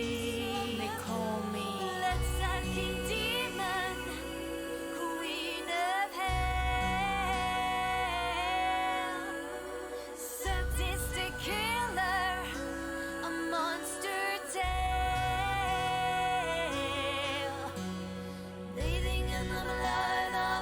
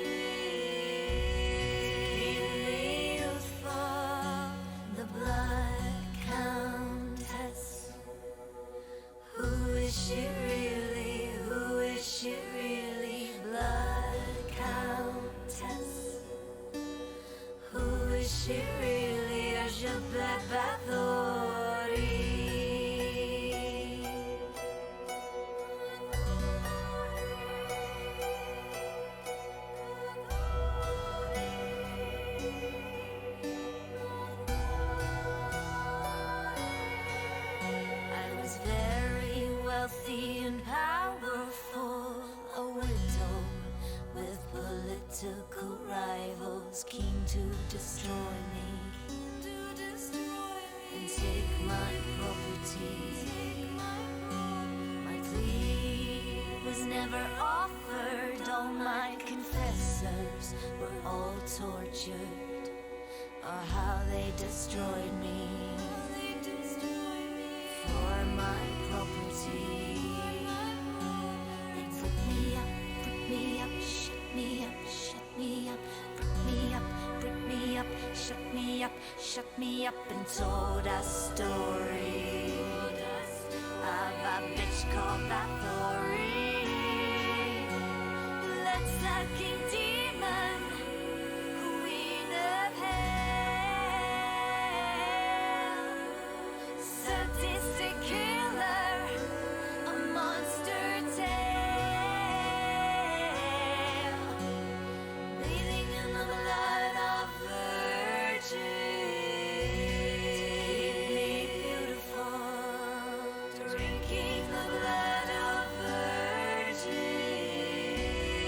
deeply youthful, the blood countess.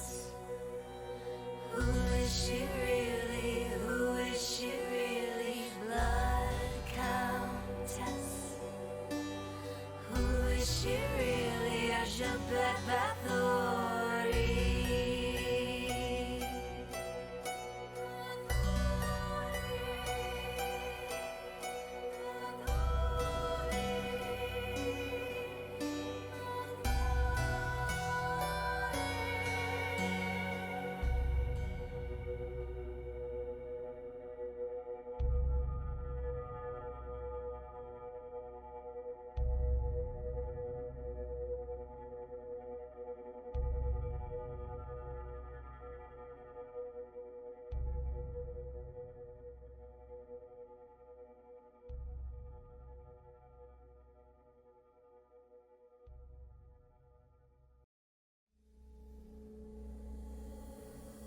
Splinters of my soul cut through your skin and burrow within, and burrow within.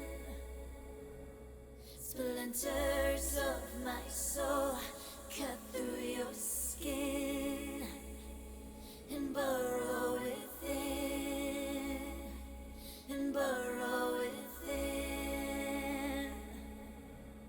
Splinters of my soul cut through your skin and burrow within, and burrow within.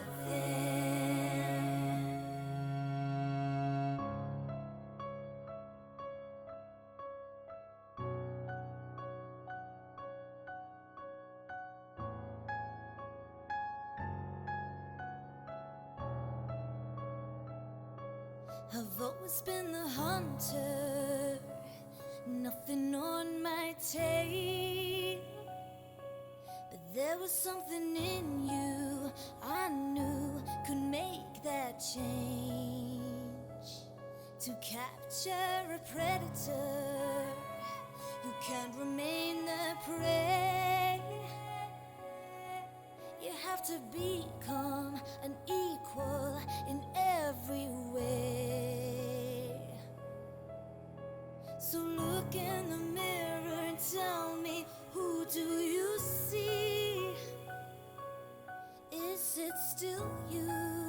Or is it me? Become the beast. We don't have to hide.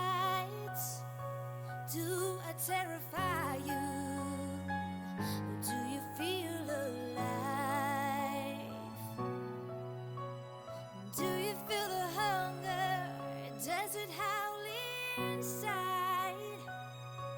Does it terrify you? Or do you feel alive? Splinters of my soul cut through your skin and burrow within, and burrow within. Splinters of my soul cut through your skin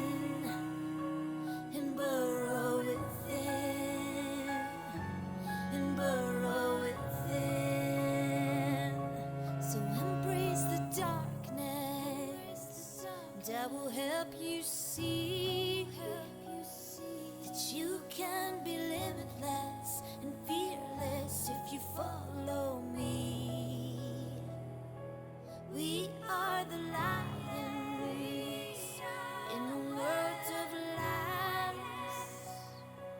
We are the predators, the hunters, the hunters, the hunters. Become the beast. We don't have to hide. Do I terrify you? Do you feel alive? Do you feel the hunger? Does it howl inside? Does it terrify you? Or do you feel alive?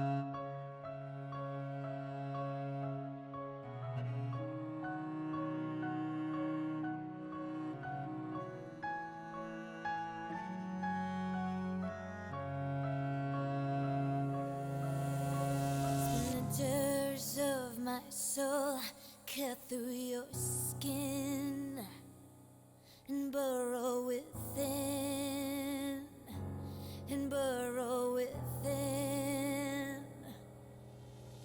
Splinters of my soul cut through your skin and burrow within, and burrow within.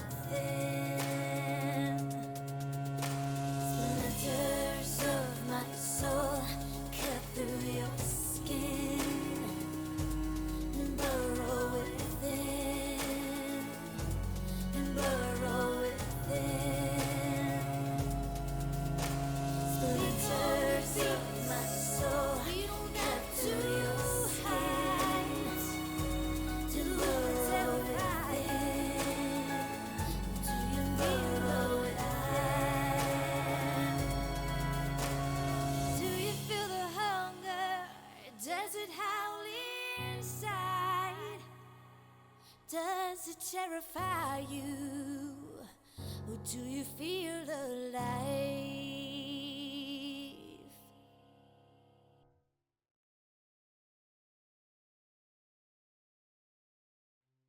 Welcome back. Before the break, wow, y'all. We had Jackie find out a little bit more about Maldavis, and Maldavis revealed some things, working to try to make Jackie a bit of an ally. Maldavis doing what Maldavis is known for.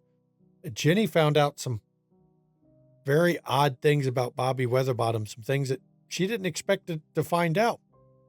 Roscoe had a hell of a meeting with Tracy Graves, and Nicholas, well, you've been asked to get a ring from Damien of all people. And Lamar, I think Nick asked you out on a date. Indirectly. But it also set into motion the plan to keep Capone busy a while. And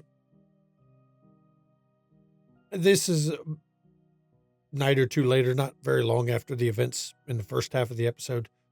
But we're actually going to open up as Nicholas, you planned to call Jackie, didn't you? Yeah, I had a couple things that I wanted to ask, but before calling her, Nicholas would want to check the stash of jewelry that he got from Benway on the off chance that maybe the ring was there. None of the rings you have gathered match that description. Where do you keep the rings? I'm just curious. I want to know where you keep them. So they would be in a like a fire safe in his haven. Okay.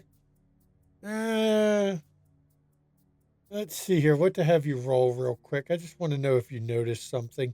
Go wits investigation for this one. It's not a concealed object, so wits investigation.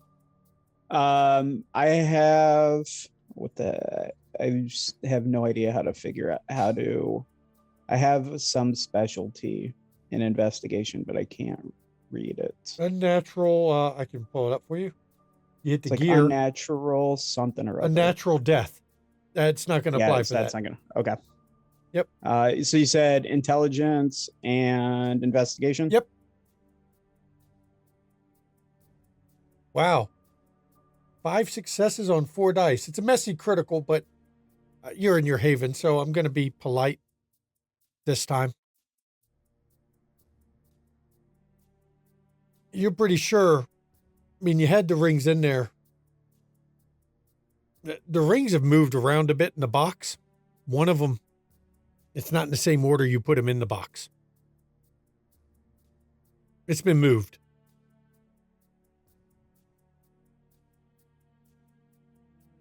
That is a problem to deal with at a later date. So then, once he knows he doesn't already possess the ring, then he'll reach out to Jackie. Okay, so you grab your sat phone and you give Jackie a call. Hello, Nicholas. Jacqueline, I have a couple questions, and they may seem random. First off, have you ever seen Damien wearing a platinum banded ring with rubies?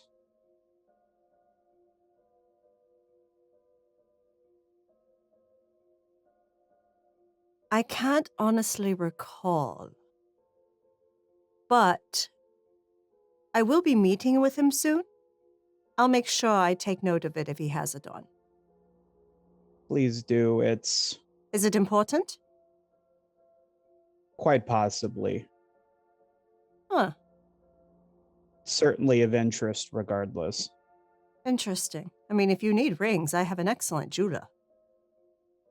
Something tells me this is not going to be easily duplicated or forged.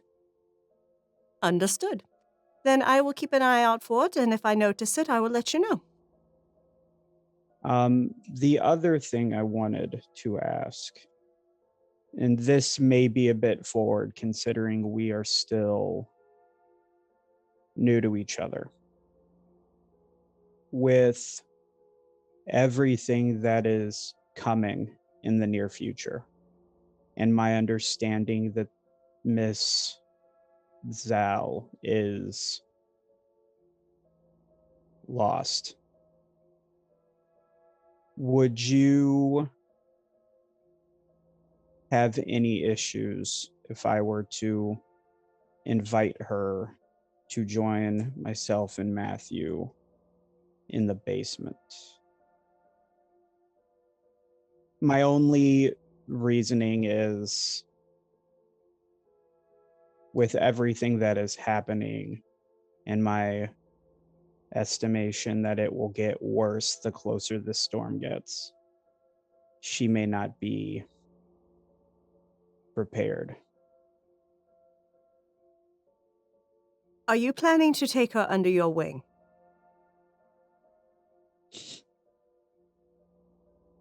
Or are you going to use her?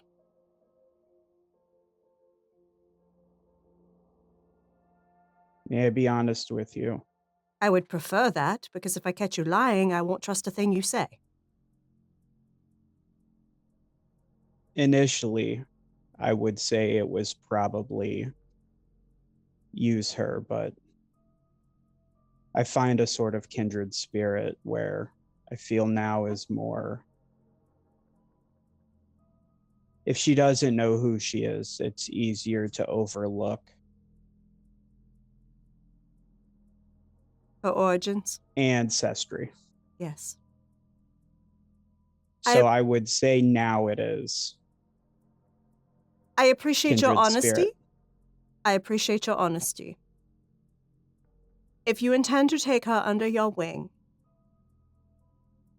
I endorse that. I will allow, without difficulty, and I will speak for everyone in this, there is, of course, the threat of potential security risk of her being in there. She will be your responsibility. Anything she messes up or gets into that she should not, you need to handle. Understood. Very well. So as far as it goes, I have no issue with it as long as you understand you are responsible for her. Noted. I appreciate your consideration. Of course. Of course. Is there anything else I can do for you this evening? No, I think that's it for now. Is there anything I can do for you since you've been kind enough to humor my randomness? It's my pleasure, truly. At this time, no. I have, like I said, I'll be meeting with the sheriff soon. Shortly after that meeting, I will be leaving the country. And when I return, of course, I will have that discussion with you that you requested, and I will need you and Roscoe to come and look at that statue I procured. So. Absolutely. Please have a safe trip. Thank you. I appreciate that. And you stay safe as well, okay? Thank you. Mm-hmm. And she disconnects. And when Jackie gets off the phone, what do you do next, Nicholas? I'd probably give Roscoe a call, just because with sort of everything that's happened recently, just to kind of get some stuff in motion. Hey, Roscoe, he calls you as you're on your way over to Jackie's Cabaret. Okay. Mr. Nicholas, what can I do for you? What's up? Mr. Akers, I have... Roscoe, please. Mr. Roscoe, I have some books I'd be interested in procuring if you're able to find them. Absolutely. You can give it to me, or you can call Michael at the shop. He's gotten to be very good at locating resources now. I will, if it's better for you, then I will leave the list with Michael. Some of them are possibly finicky finds and possibly time sensitive, understanding with everything that's coming that it may be a bit delayed, but Michael's very he is very efficient. Then I will have myself or Matthew drop the list off for him then. Okay, that sounds great. But yeah, absolutely. I appreciate that. Thank you for your assistance. Sure. Have a good rest of your evening, Mr. Roscoe. Yeah, thank you very much, Mr. Nicholas. I will. You too. And then I want to try and reach out to Zal if I can. You call the number you have for Zal.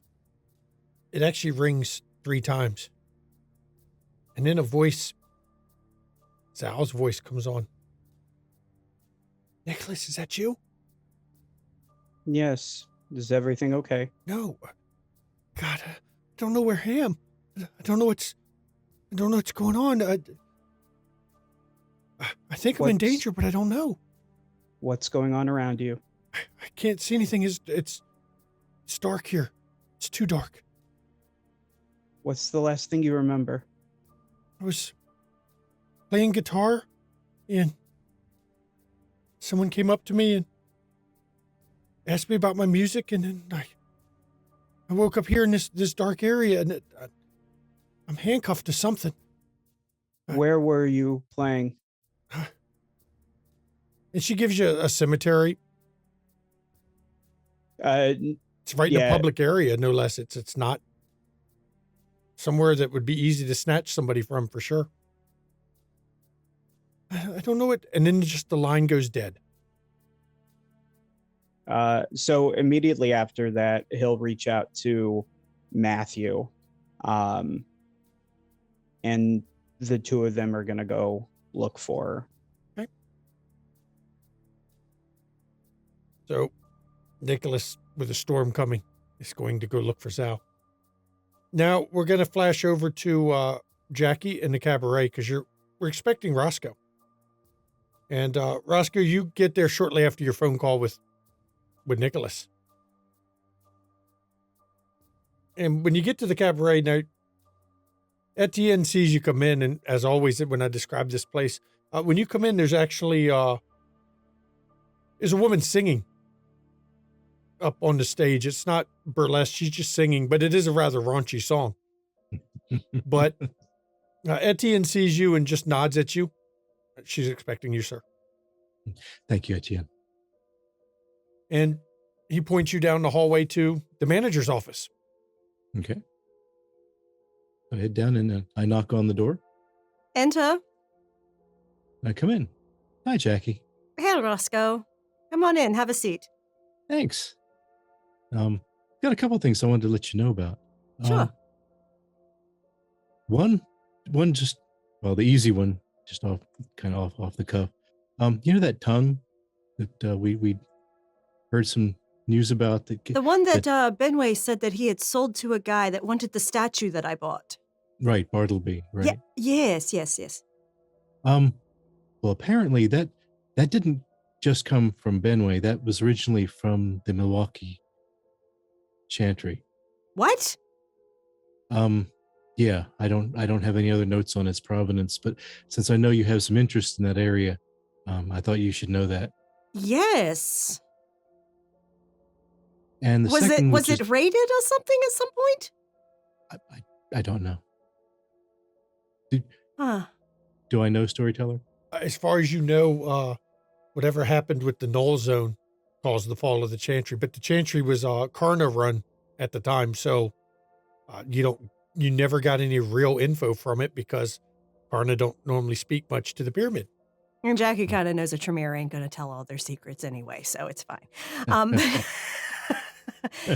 But how in the hell did he get an artifact from a Tremere Chantry? And then a Tremere got it. So what is going on with this tongue? That's a good question. I don't know. Supposedly it can help you speak any tongue, so to speak. But it could have to do with the Null Zone when the Chantry fell. Yes, that is a problem there. That I've heard rumors that supposedly that created the Goblin Roads. I don't know how true they are, but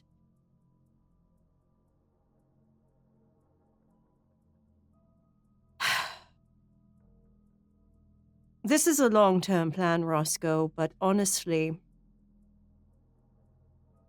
if we are able to get Decker removed from his position, I think I have some.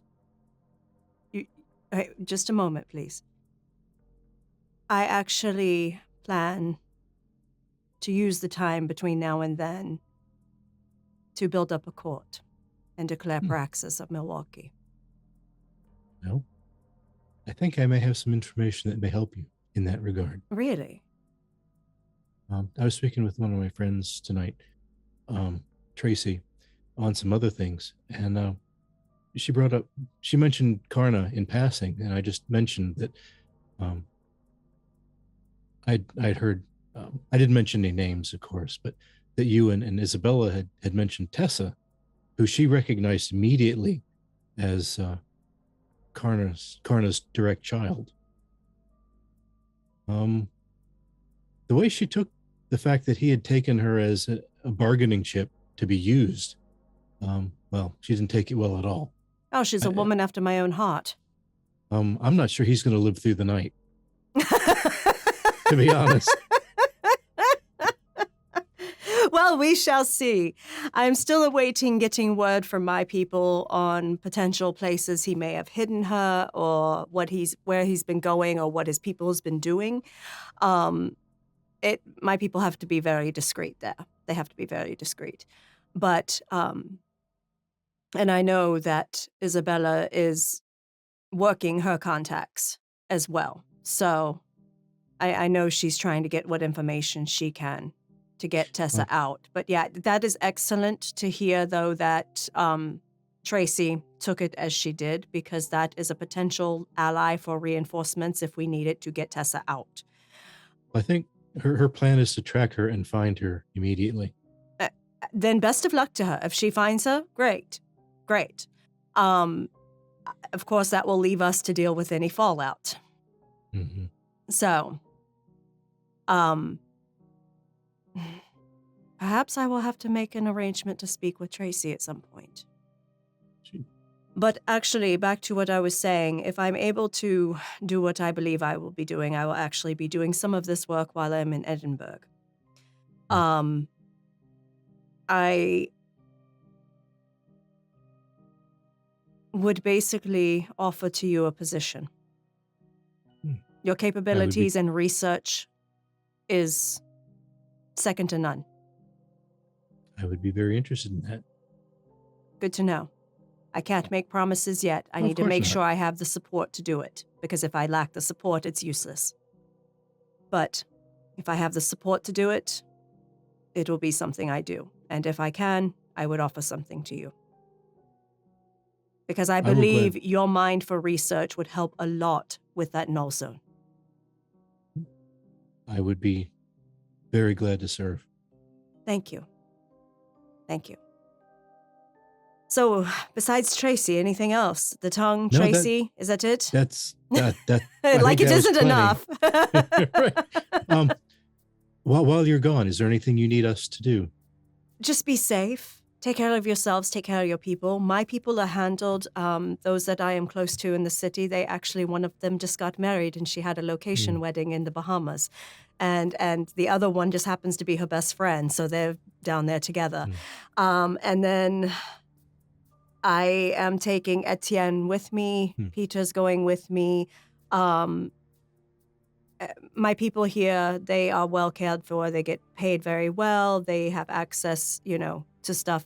I make sure that they have all they need. And if we have to be closed, they will still get paid for their time off, so they will not have issues paying utilities and such when they come back on. And of course, I have done a lot of donations to the Wicker Park FOP, and will make sure that the police do a good job helping the community. So, yes. So my affairs are in order for this storm, but I will hopefully be back and you all will be safe. That is my concern, is that you are all safe. Nicholas did let me know he planned to invite Zol to the club during the storm. Yes. I did tell him that she was his responsibility, so if she got into things she shouldn't, that falls on him to correct. But that makes sense. Yeah. Yes. But yes, so that is just my hope, is that you, Michael, Jenny, her gentleman, Nicholas, his friend, and Lamar and his people are all safe. That is what I wish. Awesome. I think we'll have a good time, especially with Zal now. We'll have entertainment. Indeed. I actually need to get going, Roscoe. I have a meeting to attend, and then I have to rush to the airport because I need to leave soon. But thank you so much for stopping by. And when I get back, we will talk about some of these things and see where we go from there. Okay? Sounds good. Safe passage. Thank you. So Roscoe goes and departs the cabaret. Jackie has another appointment tonight. Mm-hmm. Lamar is supposed to meet her, as is Dredd and Damien, at Park. It's actually not really the east side of town. It kind of is. It's right on the shores to the lake. It's in the Gangrel domain. It's the park right around the Civic Theater, which is the Civic Theater's in Elysia, but the park itself is maintained by the Wolfpack in particular. And since I know Jackie plans to get on a plane right after this meeting, Lamar is going to be driving in his own car. But wits awareness, please. Let's get to wits awareness. Just, as a habit, I'm not saying anything's following anybody. Do instincts apply? Sure. I'm not saying that, Nick is in the backseat of Lamar's car. I'm just saying wits awareness. Oh God, that was horrible. Gonna do a willpower. I'm gonna rouse first. Okay. So I can surge. That's a 3. 3. Okay. And Lamar gets hungrier.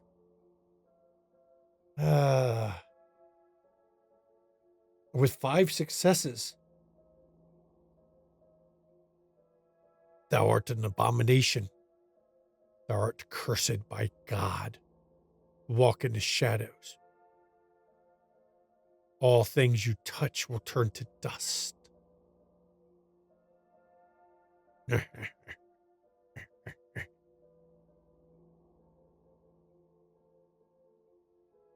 Lamar had no time for this shit. And he will continue driving towards the intended destination. You don't see anybody following you?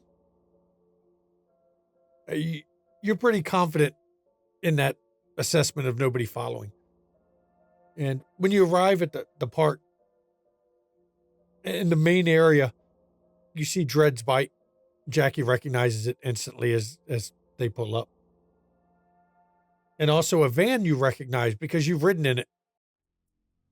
You were picked up and taken in that particular van to Elysia one night. And the driver that you always see with Damien Bobby, one of his hounds, is actually leaning against the vehicle. And he looks over. They're inside. There's another one here a minute ago, but she wandered off. Took her bike right through the fucking park like she owns the place. That was probably Nitro. Yeah. She just rides her bike cross country.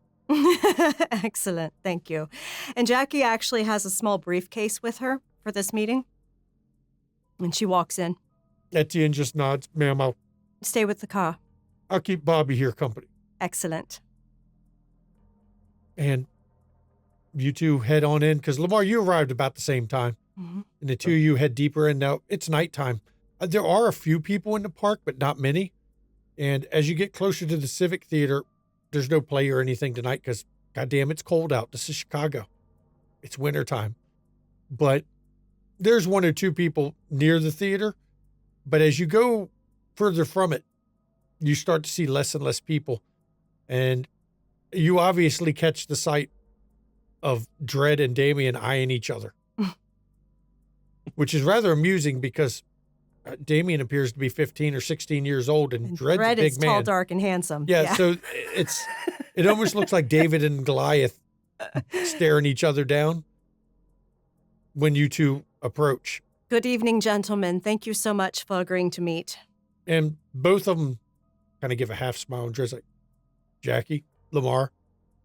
Damien looks over, Mr. Cade, Mr. Rond. Sheriff Evening. Archon. And I come to you tonight and I bring Lamar with me for important matters that need both of your attention. Southside.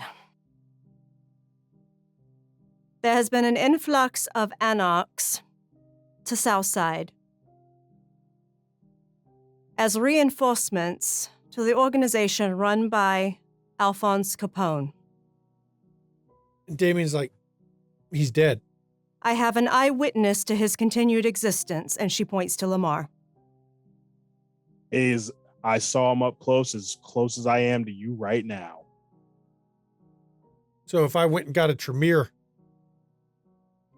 to test, and Tremere would come back telling the truth? Perhaps maybe he has some way to avoid that he's hidden for a long time. No, I'm talking on you, on Mr. Cade over there. And Dred goes, just lay off him, Damien. Don't act surprised. Okay. There are some locations where I believe you may find anarchs from Gary, Indiana, hiding. She opens up the briefcase and takes out 2 pieces of paper, both of which she hands one to each, Dred and the sheriff. These are locations that are warded similarly to the club we have within our domain.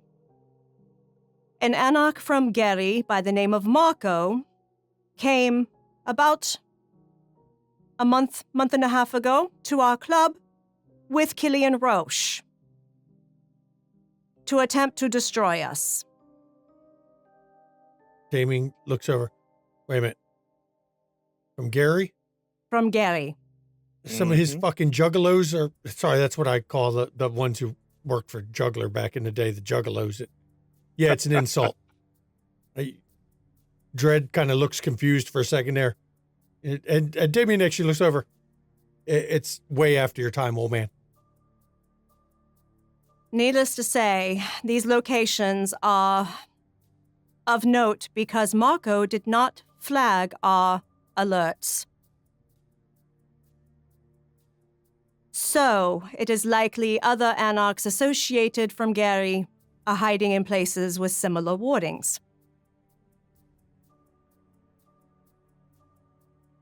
Dredd looks over. What can you tell me about these wardings? You've never really said anything about it.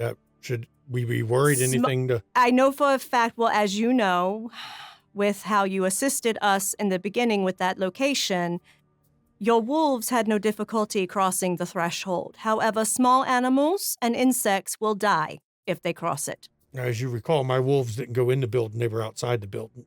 Okay. Well, I will tell you for certain, small insects and small animals will die. There's a reason we never have to worry about health inspectors with our club. Also, it provides warning if someone with kindred blood crosses into the property.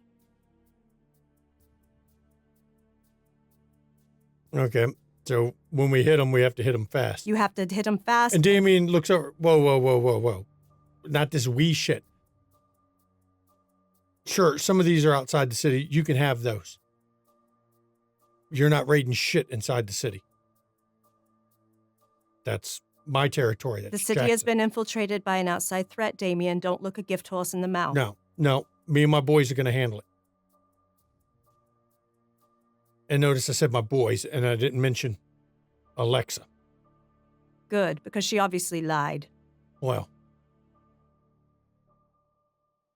I wouldn't put it past her. She don't answer to me anyway. Hound or not. We know whose person she is, and she's not mine. And Dredd actually looks over. Yeah, what's the deal with her? And Damon goes, no. Don't worry about that. What about the other piece of information we had? Since we're with two of the people who aren't going to defeat their self-interest by working with Capone. Go for it. Well, Damien, I'm gonna just tell you straight up, y'all got a mole somewhere in your council. Why do you say that? Someone in the court is aware of things that went on with Jessica Lucinda in the city because Capone knows of it. What exactly went on with Jessica Lucinda in the city? And Dredd immediately, no. You don't get to find that out, Damien.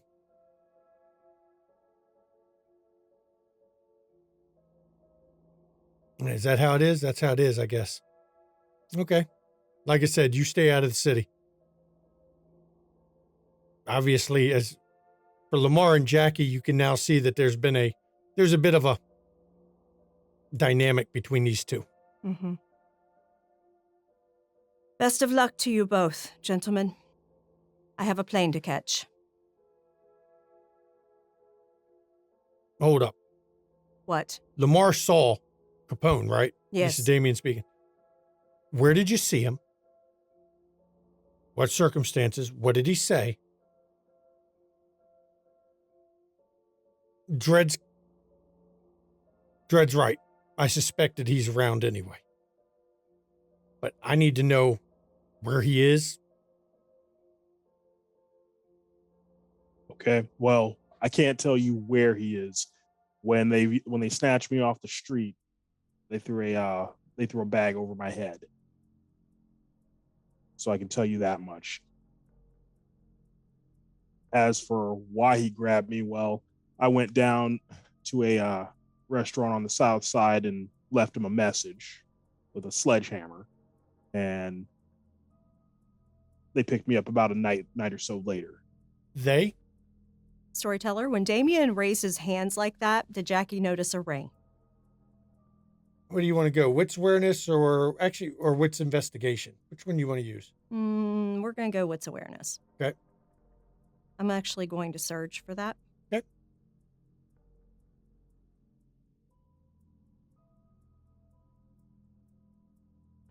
That's 3 successes. Hang on, I'm going to do one more. Willpower.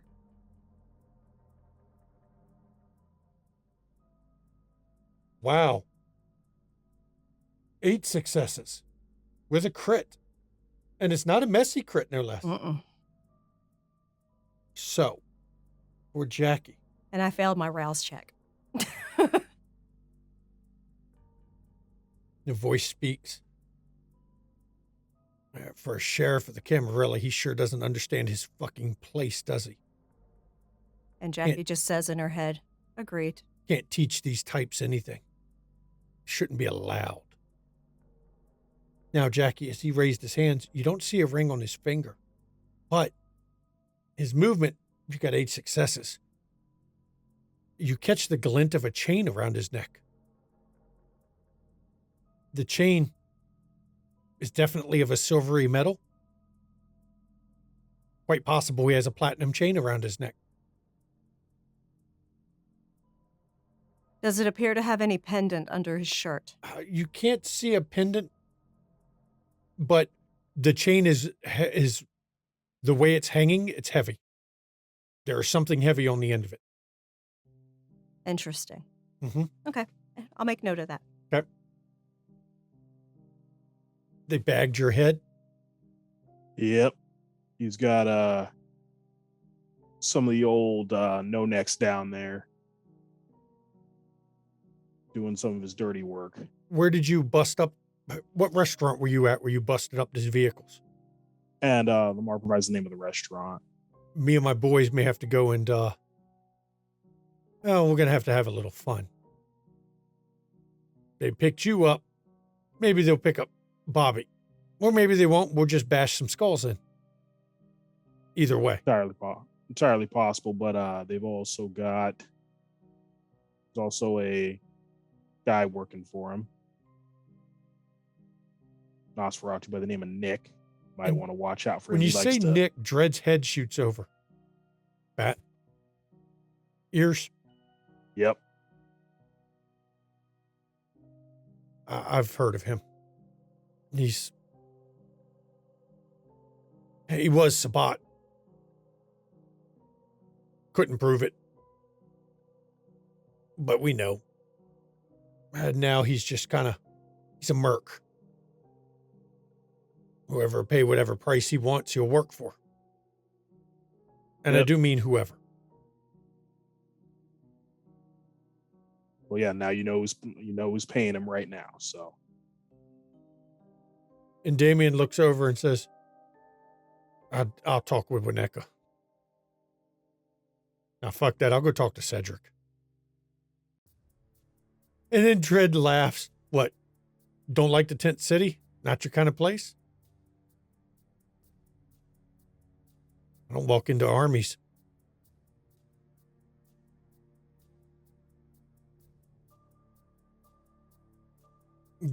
Dred looks over at Jackie.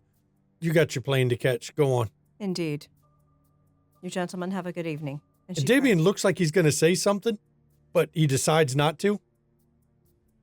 If you have something to say, Damien, please do. I was going to say, have you just till we're done talking, but... If you don't need me for this conversation, why am I here? To watch you all dick wave? I will defer. This is Gangrel domain. So I will, you have a nice flight. Thank you. And she turns and leaves. Now you, Lamar, Anything else you can tell us what's going on? I know that, I just know Capone is out here. Capone's out here. He's definitely in hiding. And I know that he knows some shit he shouldn't know. So be a good idea to keep an eye on whoever in the court knows the business, because they're passing it to at least him. The only one who knows the details, as far as I'm aware, of what happened. Well, apparently Dredd over there, but I doubt he's talking. Jackson. Because that's who that bitch met with. So. And I don't think the prince is going to defeat his own interest by working with that guy. So. No, it was one of the deals that was made when Jackson took Princedom, was Capone would be killed. Now, here's the problem we have. Technically, Capone's not under a blood hunt. Never was. Now, that don't mean the prince don't have right of destruction. As you know, the prince can claim right of destruction on anybody if he wishes. Yep. Is right under the traditions. But Capone was never blood hunted officially.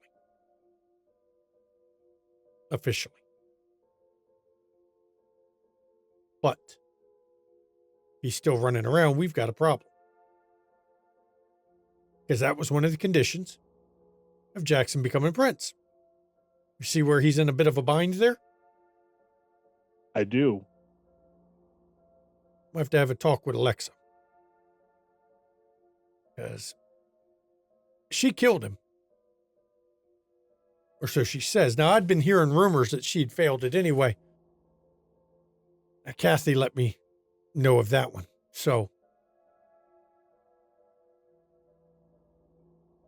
Well, maybe just, can we keep on the down low where you got the information? I don't want her paying me a visit thinking I'm the one starting shit. No, she's already. She's a little bit upset at you at the moment, man. I'm telling you. I didn't really give her too much hassle over the Nero thing because, like, she could follow him. He wouldn't know what he was doing anyway. So, but she's a little bit upset over that one. But she'll get over it, or she won't. But and Alexa, don't worry about her. Yeah, Kathy will get over it. But Alexa, I really don't want her showing up on my doorstep thinking that I'm well, no, saying she can't do her job. Kathy's the one who's been saying that. Well, then that's for them to work out. Kathy's not a good fighter, but she's real good at not getting caught when she wants to. So I don't worry about her. Plus, even Alexa's not stupid enough to touch her. There'd be repercussions. I fully believe that. Now, regarding this, regarding all this Capone business and this Anarch business, hope y'all get that sorted out. If you need some muscle, I know a guy. Just keep me in mind. Damien, I will. Might see what you can do, kind of a thing. And Dredd looks at his part of the list, says, Wolfpack's got ours, don't worry. It's outside the city. Let me be honest with it. Tyrus looks for a chance to go rough up Anarchs, and if I tell him there's some in places they're not supposed to, he don't even need an excuse. I just tell him there's some Anarchs in this building, and he's liable to go in there and start punching people. So, you know what they say, Anarchs, fuck them. That's exactly what Tyrus says. And Damien he laughs at that one.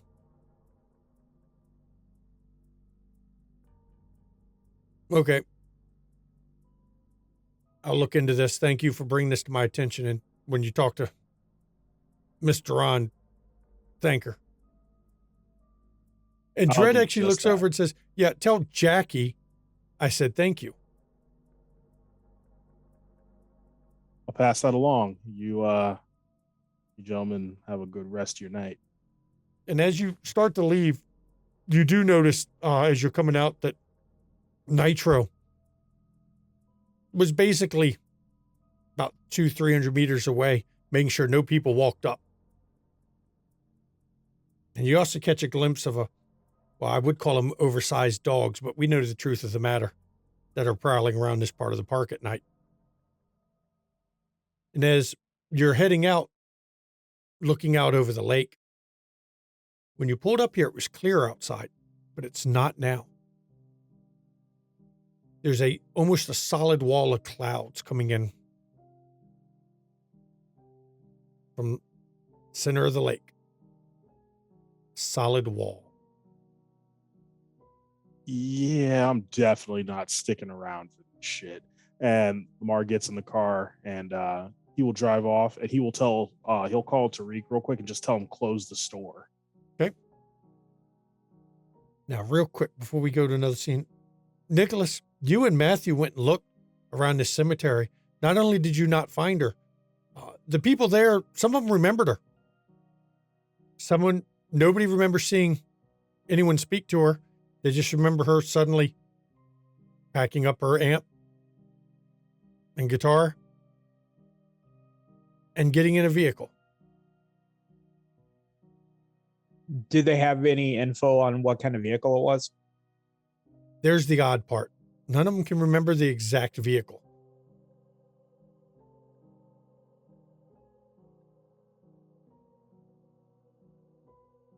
But they knew she got in a vehicle. So does Nicholas get any sense, being with the spirits nearby, that they're getting agitated? There are no spirits nearby. Not a one.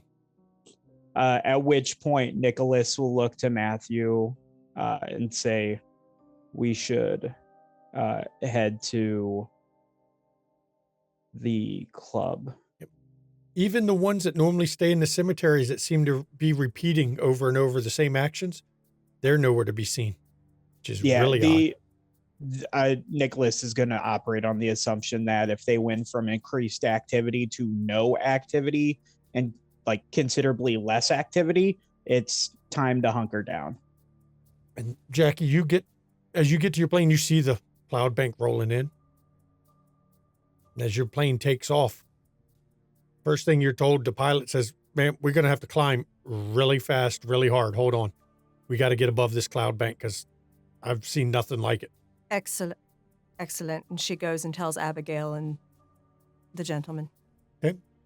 And you can feel the plane. I mean, it's considerable force. He's climbing hard. But now, Jenny, where are you? Genevieve is at Phoenix for the night. She was going over books and different stuff. So, and as you're sitting there at Phoenix, you can hear the wind howl all of a sudden, just out of the blue. Suddenly the wind is howling and you can hear something pelting against the building, probably freezing rain by the sound of it. jeez. But as you're standing there, the door to your office suddenly gets flung open. Tasha is there, niece of the alderwoman. She is completely soaked to the bone, out of breath. Her eyes are wild. Can I help you, Tasha? Oh my God, Jenny. Oh shit. I'm in trouble. Oh my God, I don't know what the fuck's going on. You're the only one I think I can trust. Well, take it from the top, because yes. Have you ever heard of the Kindred? The Kindred? Yeah. Look, Genevieve is going to she came in from like the front door, you said? yeah, she came in. It looks like she came in from outside and just came right to Okay. your office. She shut the door Okay. behind her so nobody can hear what's going on. But Gotcha. yeah, Okay, yeah, sorry. Just making sure it was location wise. Genevieve is going to motion to the seat and sit down, Tasha. I think I've heard this term before, but I'm just curious. Like, I want to make sure that I'm on the same page as you. So why don't you tell me what?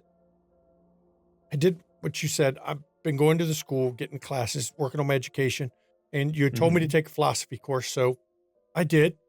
Really Mhm. odd old man does it. He speaks almost like he knows.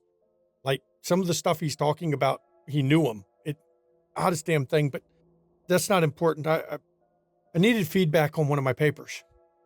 Okay. So I know he was known to work late. So I went to swing by his office, and as I got outside the door,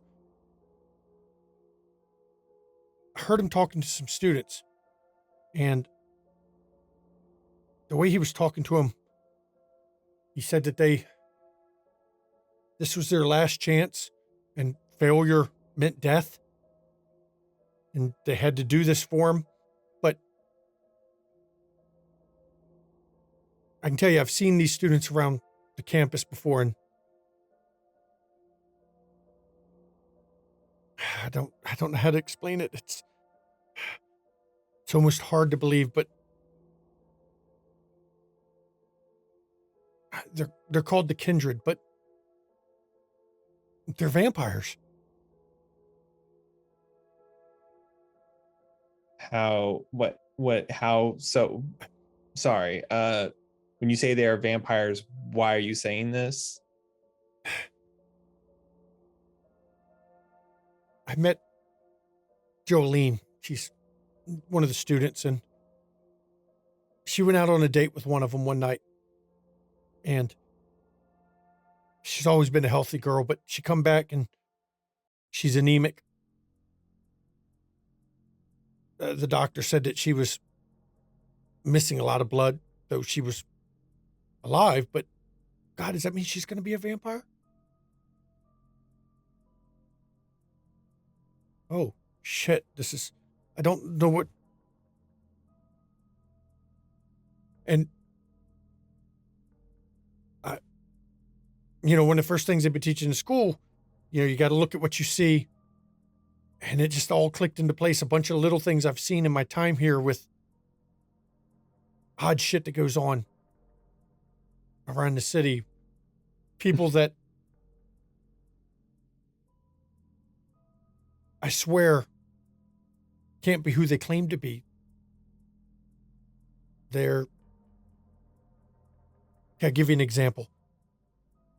One of the people who do a lot of the charities, she's quite known for charities. It's funny because a few years ago, she didn't exist. I know this because Auntie checked into him.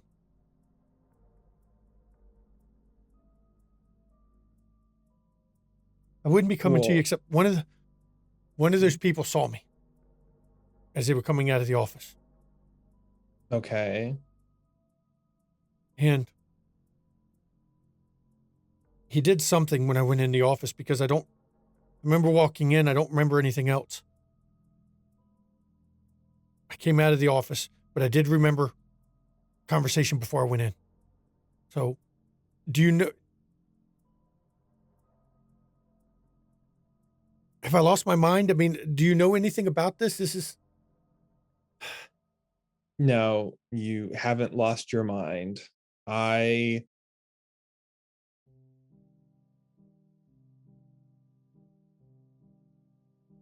heard of something like this before. So I didn't think that that's what this was. I was just wanting you to take this class because I thought it would be good for you. I didn't think it was going to put you in harm's way. So I apologize, Tasha. I'll have to talk to this instructor and ask him what the fuck's going on. But what the fuck do I do? What do you do? Yeah. Tell you what. Stay here. You can sleep here for a couple nights. There's food. There's, You'll be okay. I've dealt with plenty of fucking junkies and assholes and mobsters in my life. I can deal with another one or two fucking assholes. If they want to fucking if they think they can come at me and take my blood from me or whatever, then they're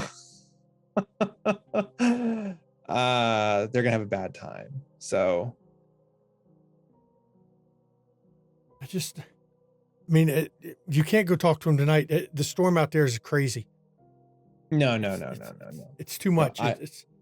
I won't go talk to him tonight. Like I said, a day or two, I'll go talk to him. If it's gonna be stormy out, I don't want to go out in that, of course.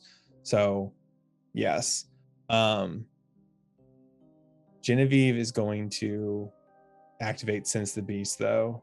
Okay. While she's talking to Tasha. Resolve plus animalism. It is you don't need to rouse to do it. So I've got dice to roll. I'm gonna rouse for the boost to wait. If I rouse, I'm at 4 dice. Would that mean I get +2 additional still for the?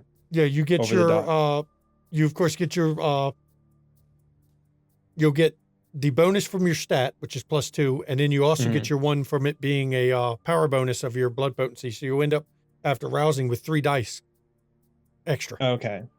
And you got hungrier, and your beast actually speaks. She knows too much. You're gonna have to make the choice. I say you kill her. I'm going to re-roll a couple of these. Holy shit. Wow.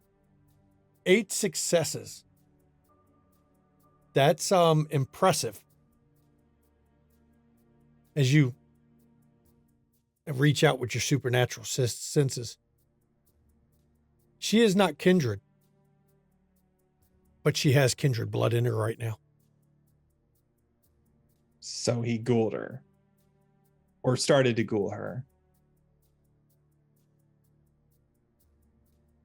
He wouldn't have had enough time to blood bond her, that's for sure. Yeah. Genevieve activates Silence of Death, and she walks over to the fucking door and locks it. Okay. She turns back around towards Tasha. She deactivates Silence of Death. Wait, yeah. You didn't make a noise. Trade secret. I'm going to take very good care of you, That's Tasha. why everyone thinks you're scary. I know. But you know what? If you want to survive, sometimes you have to pick up these little kind of tricks and things. So. Thank you for. Yeah, I think hiding out here is be best for at least a few days. The storm's too much anyway. Yeah. You're not going to be going back to school for a while. So I'm going to have you go on sabbatical. I know I wanted you to go, but you're going to do this for me. I'm going to take you under my wing. I'm going to teach you all I can. So I don't want to go back. That's for sure. Oh, no. Don't worry. When you do go back to school, you don't have to take that philosophy class because I will make sure I have a stern talking to with that instructor. So, I mean, what? Should we call the police? Should we go to the press? I mean, this is big news. It's no. Tasha, you're scared right now. Totally understandable. Have you ever interacted with someone who's had something horrific happen to them and they have like a gap in their memory, or they have that like PTSD response, that stress response? A traumatic incident. Yeah. Yes. You're going through that right now because you're scared and the whole thing, and all these little things that you feel like they're connected together are making you feel paranoid, and it's okay. It's going to be okay. Please roll Composure Subterfuge from. Okay, well, I have to rouse again for the. It's up to you. Actually, it counts for your resolve, your rouse on it. I count them per scene, not per roll. So you still have your bonus from your rouse since you roused for resolve. Okay, so I get. Is that a +1 or +2? +2. It's a +2. Okay. Composure. Well, subterfuge, which is 0. Let's do this. I'm gonna re-roll that one just to see. And her eyes get really wide when she looks at you. Oh, God. Okay, yeah, I won't say anything. But her demeanor has changed a bit. Now she's a bit scared of you for some reason. She won't look at you anymore.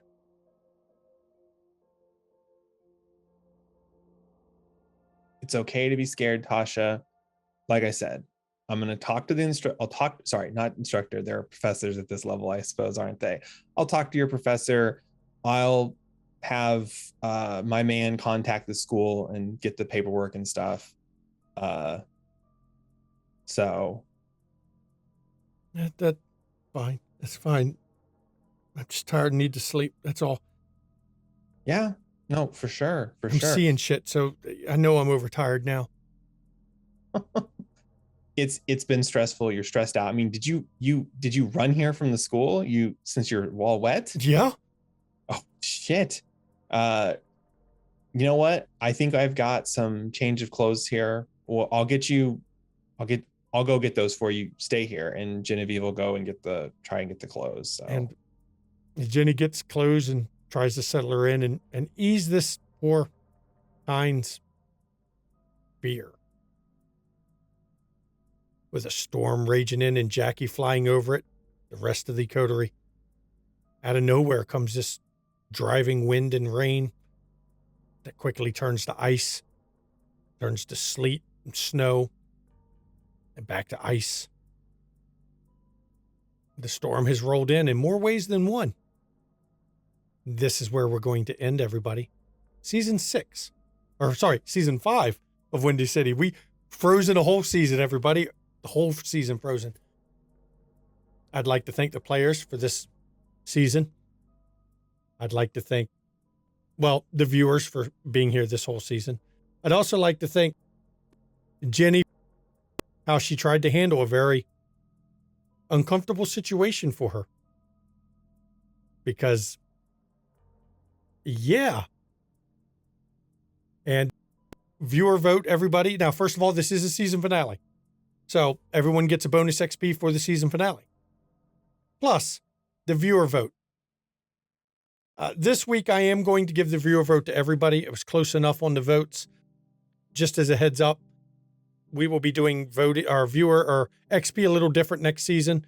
And maybe not. We're going to have a discussion. So be ready to see a change next season. We'll see. Or we won't. And then Shanky will just give out XP and y'all all be screwed. I won't give any to anybody. Look, Roscoe's like, yeah, I don't want XP anymore. So thank you all. Please pop over our Discord right now so you can vote on who gets a viewer XP. It's a season finale. I'll be honest, you should vote for everybody. This has been a long season of building and build up and story laying. We've got the groundwork for some fucked up shit season 6. And Jackie only knows part of it because now Jenny has to figure out what to do with Tasha. Which is, yeah. And Lamar gets to figure out whether he's going to go help Damien raid these places once it's not freezing outside. Nicholas has to find out where Zal went. Roscoe, you've got to talk more with Tracy. I think you have a very vested interest in finding out what she knows. And Jackie, holy hell, she's going to see Roger de Camden in Edinburgh. Taking Abigail with her. Taking her child out of the city to be initiated into the Cult of Mithras. Cult of Mithras. Mm-hmm. Of course, if you like what we're doing, you want to support the studio, you can subscribe here on Twitch. You can also give us a coffee because Twitch takes half. So coffee, it's a link right there. It's basically where you can donate or Mama sign needs up a for monthly. Starbucks. Hey, give me a coffee. It's just a way to give back. If you want to give something to the players, bits and donations, they go to the players. They do not go to myself or Verlin. So, spread the love, give some to the players, give some to the studio, do your thing. That's kind of what we're there for. You want to check out other great content creators right over here. Got a whole list of them. Great people. One of them on that list, Ravnos Archon, his casting call just closed for Mage Season 3. So expect to see a Mage season coming up here in, I believe, March. Yes. Be ready for that. Gonna start up on Tuesdays in March. Yep. And before I know everyone disappears the moment we start doing these outro, just so you know, next week, live cast Q&A. Just because it's season finale, don't mean there's vampire content. We will have vampire content every Sunday at 5 p.m. Yep. You can count on it, put it on your schedule. In 2 years of streaming, we haven't missed one yet that we've scheduled. Not unless we purposely missed it for, Taking B a Day. break. Well, B Day. That too. Yeah. Yep. So please check that out. Get your merchandise, season 5 merch, get it. So you know, everyone, Mischievous Red wasn't feeling well tonight. She will be back season 6, don't worry. So Isabella was just working her contacts on the Decker situation. And I would like to give a happy birthday to the Ivy Raven. Happy birthday! I did not forget. It is your birthday. Everyone, this is when this episode airs, it's her birthday. Give her a happy Please birthday. shout out happy birthday. Happy birthday. Yep. Well, thank you, and thank you everybody in chat for the happy birthdays. If anybody's still here through the credits to say so. Also, that was the Shanky twist. I got the Shanky twist. We came in, they're like, Shanky's like, you're getting the Shanky twist. I'm like, okay, great. So That was Yep. your birthday present. There's your birthday present. You get a Shanky twist. You get a potential ghoul. Here you go. Yep. Hard decisions must be made. Because you got to do something to ensure silence, because you know cloud memory only works for so long, and it was just outside of the time it works for him to cloud her. Mm-hmm. Oopsie. So trying to think, want to catch our back episodes YouTube? Yeah. Plus you can check out the one shots we've done. I'm going to be in a one shot coming up soon that being recorded by Tamshu. We don't know when it's airing yet. I'm going to be playing in that one, Dead of Night game. Berlin is running a Bedlam Hall, which is, trust me when I say this is going to be interesting, because Shanky is going to take on a very interesting role. And we've got a cast of, characters playing characters. It's basically Downton Abbey meets VC Andrews meets ridiculously dark satirical humor. Okay, that was weird. Yeah. Everything like the power surge. But guess what? I have a surge protector for this.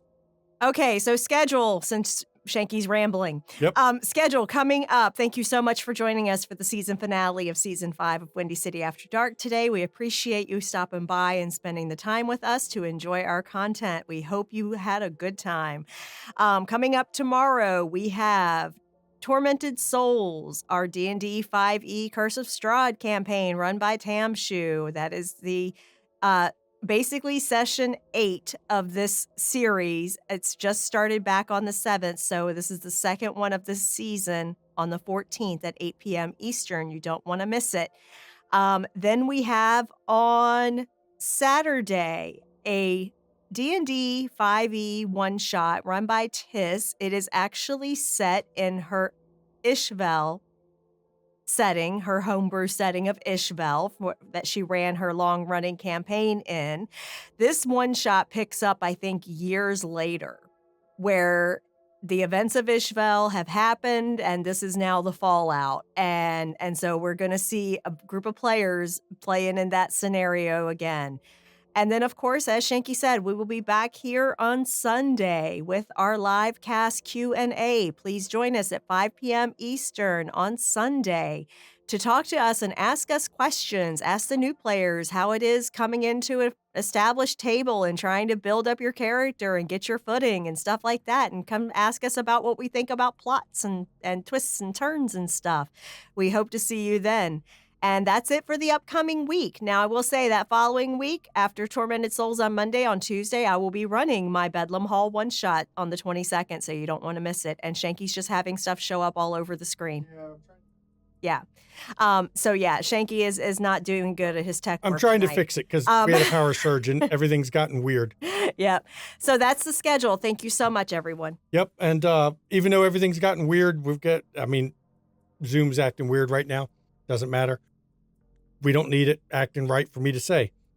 Everybody, we take mental health very seriously in this channel. Please check in on friends, check in on loved ones, make sure they're okay. Please reach out to them because some people need someone to reach out. And if you do suffer mental health issues like many of us do, please don't hesitate to go and get help. Right now in chat, there's a list of names and numbers you can call 24 hours a day, 7 days a week.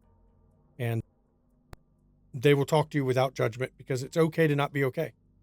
So that's just a fact. And of course,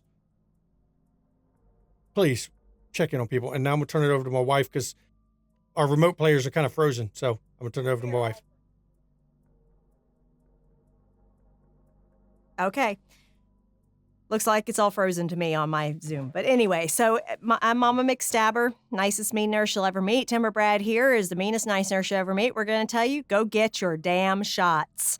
Please go get your COVID vaccines if you have not done so. Go get boosted if you have done so. And please, please, please go get your flu shots. These illnesses are generally preventable with the COVID vaccine. Your likelihood of not getting infected is actually dramatically increased. And if you do get infected with the vaccine in your system, you are much more likely to survive it and have minimal symptoms of the disease.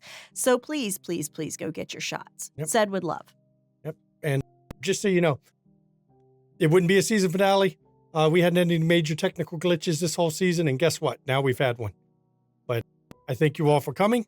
We will see you all next week for the Q&A. Please bring your questions for any of us and all of us because I'm sure you have some. So good night, everybody.